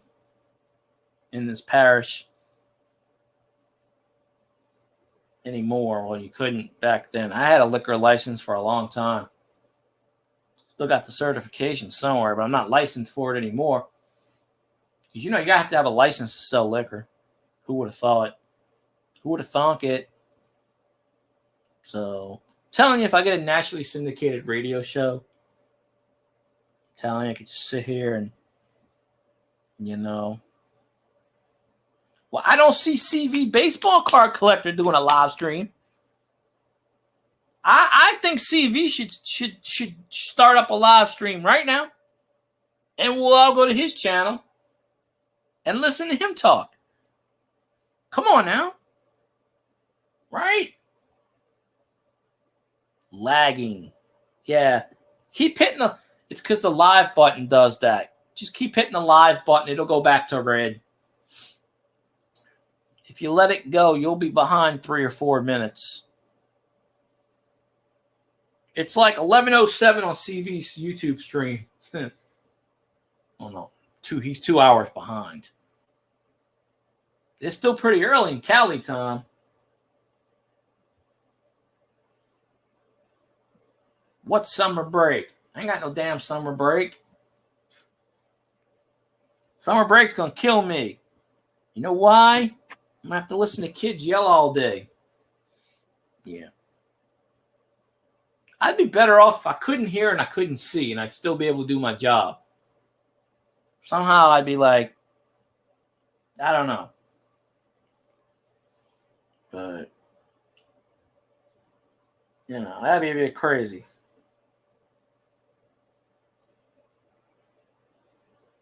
I should have summer break. I don't know. I need summer break, and sure. But, yes, folks, I'm going to bail on you because I'm half asleep and I want to get tired. But I still think that CV Baseball Card Collector should go live. I nominate him to go live right now, and then we'll all jump on his channel. No, I don't want to be a teacher. You can't pay me enough. State of Louisiana just denied teachers a pay raise for like the 15th straight year. Yeah, in Louisiana, teachers don't get paid nothing. They might get paid $11 an hour, maybe. They just got denied a pay raise again. They're threatening to go on strike, which really doesn't mean anything because school's ending in another week. So, you know, when I went to school, there was a year where we didn't go to school for the whole school year because the teachers went on strike and they were picketing and they hired replacement teachers, but nobody sent their kids to go to the replacement teachers. So there was 1 year where we actually did whole homeschooling. So, of course, we just said we did this shit and they passed us because whatever. But, yeah, they don't want to pay the teachers money. State's bankrupt anyway. It's been bankrupt. Bobby Jindal bankrupted the state years ago and just said, bye. Took all the money, tried to run for president, and failed. And then he stole, like, I don't know, $250 million. They don't prosecute these people. They don't never prosecute anyone in this state. Not for that. And, of course, they always set up laws to where, oh, you can't do what I did. It's like, I was able to do that, but guess what? You're not going to. So, and meanwhile, nobody has ever heard of Bobby Jindal since. Seriously, he disappeared. He literally bankrupted the state of Louisiana, tried to run for president, and within 2 weeks said, I'm done. And then nobody heard from him in like, I don't know, 8 years. And yeah, Edwin Edwards went to jail, but that was a country club. They tried to get Huey P. Long to prison, but, you know, he ran Louisiana. They couldn't literally put him in jail, so they took him out.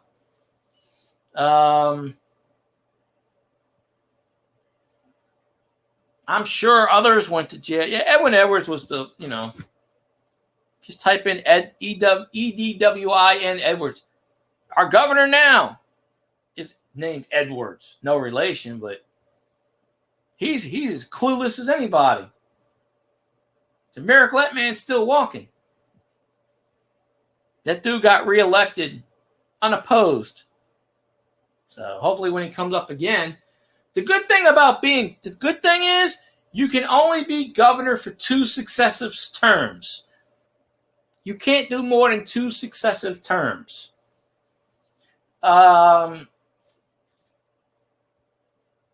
after this term, he's got to give up his terms because it'll be 8 years. But Edwin Edwards was governor from, I think, 72 to 76, then from 76 to 80. And then he had to skip 4 years. Then he was governor from 84 to 88. And then he had to skip 4 more years. Yeah, you can come back. Yeah, that's what I'm saying. And then he skipped 4 more years because he retired. And then he came back from 1992 to 1996, which it was his 4th term that got him in prison trouble because he hooked up. What happened with Edwin Edwards was he and Eddie DeBartolo, the former, and you probably know this name, the former owner of the 49ers, they were selling land, illegal land. They were selling riverboat casinos. They were scalping. They were, printing up licenses that were fake. They were basically pocket. Edwin Edwards was a crook, but he's probably the best governor since Huey P. Long. Huey P. Long was a crook, but at least he cared about Louisiana. Same thing with Edwin Edwards. They cared about Louisiana, but hey, they wanted to get their action on the side. But yes, Edwin Edwards served 4 terms. And then he went to prison for about 10 years in some country club in, I think he went in California maybe. I forgot where. And then because of health reason, he was paroled. And he married like this 30-year-old woman. And then he died like 2 years ago. He tried to run for House Representative or something. He failed. But there is a law in Louisiana saying if you go to jail, you're ineligible to run for governor for 15 years. So basically, he could have came out of prison, waited 15 years, and ran for governor again. The only thing that got him is he was 94 years old when he died. 94, 95 maybe, somewhere around there. But he still tried to run for political office. But by that time, they just didn't want nothing to do with him. So, yeah. Huey P. Long probably would have been running forever, But yeah, you can come back after 2 successive terms. You just can't run more. You just can't be governor for more than 8 years at a time. State law. In between, we had Buddy Roemer, which didn't do much. The person that replaced him the first time didn't do anything. But Edwin Edwards was probably the 2nd best governor ever. I'd say Huey P. Long was first, at least from what I know. Not to go back and do my research, but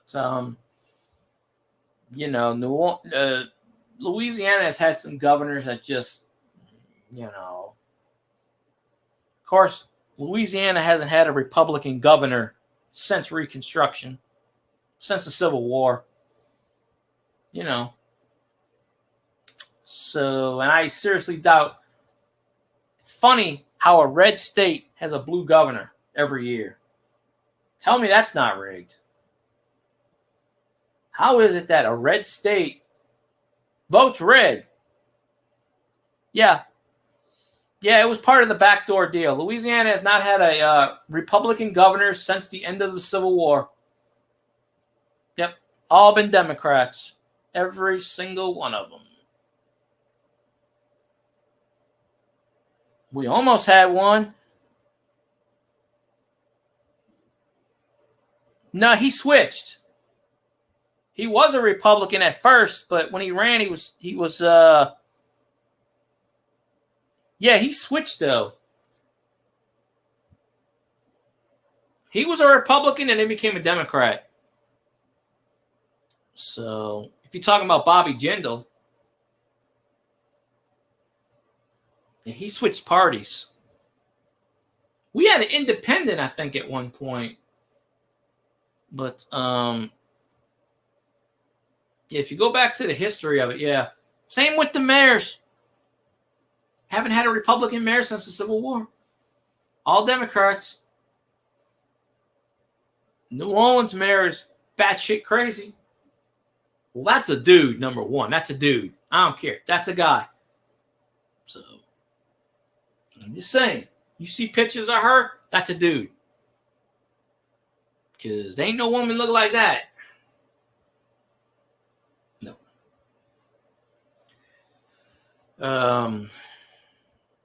Anywho's, I'm going to get some sleep because I'm tired. So, unless CV wants to go and do a live stream. I appreciate all y'all. CV, Treeland, Barbara, whoever else was in here in the beginning. I don't feel like going back and looking. You know who you are. But I'm going to get some sleep. I appreciate y'all. Go Tulane. And the rest of them. So, well, of course, I hope everybody has a good Memorial Day. And go take care of some graves and, you know, all that good stuff. And I'll see y'all when I see y'all. So y'all have a good night. Seacrest out.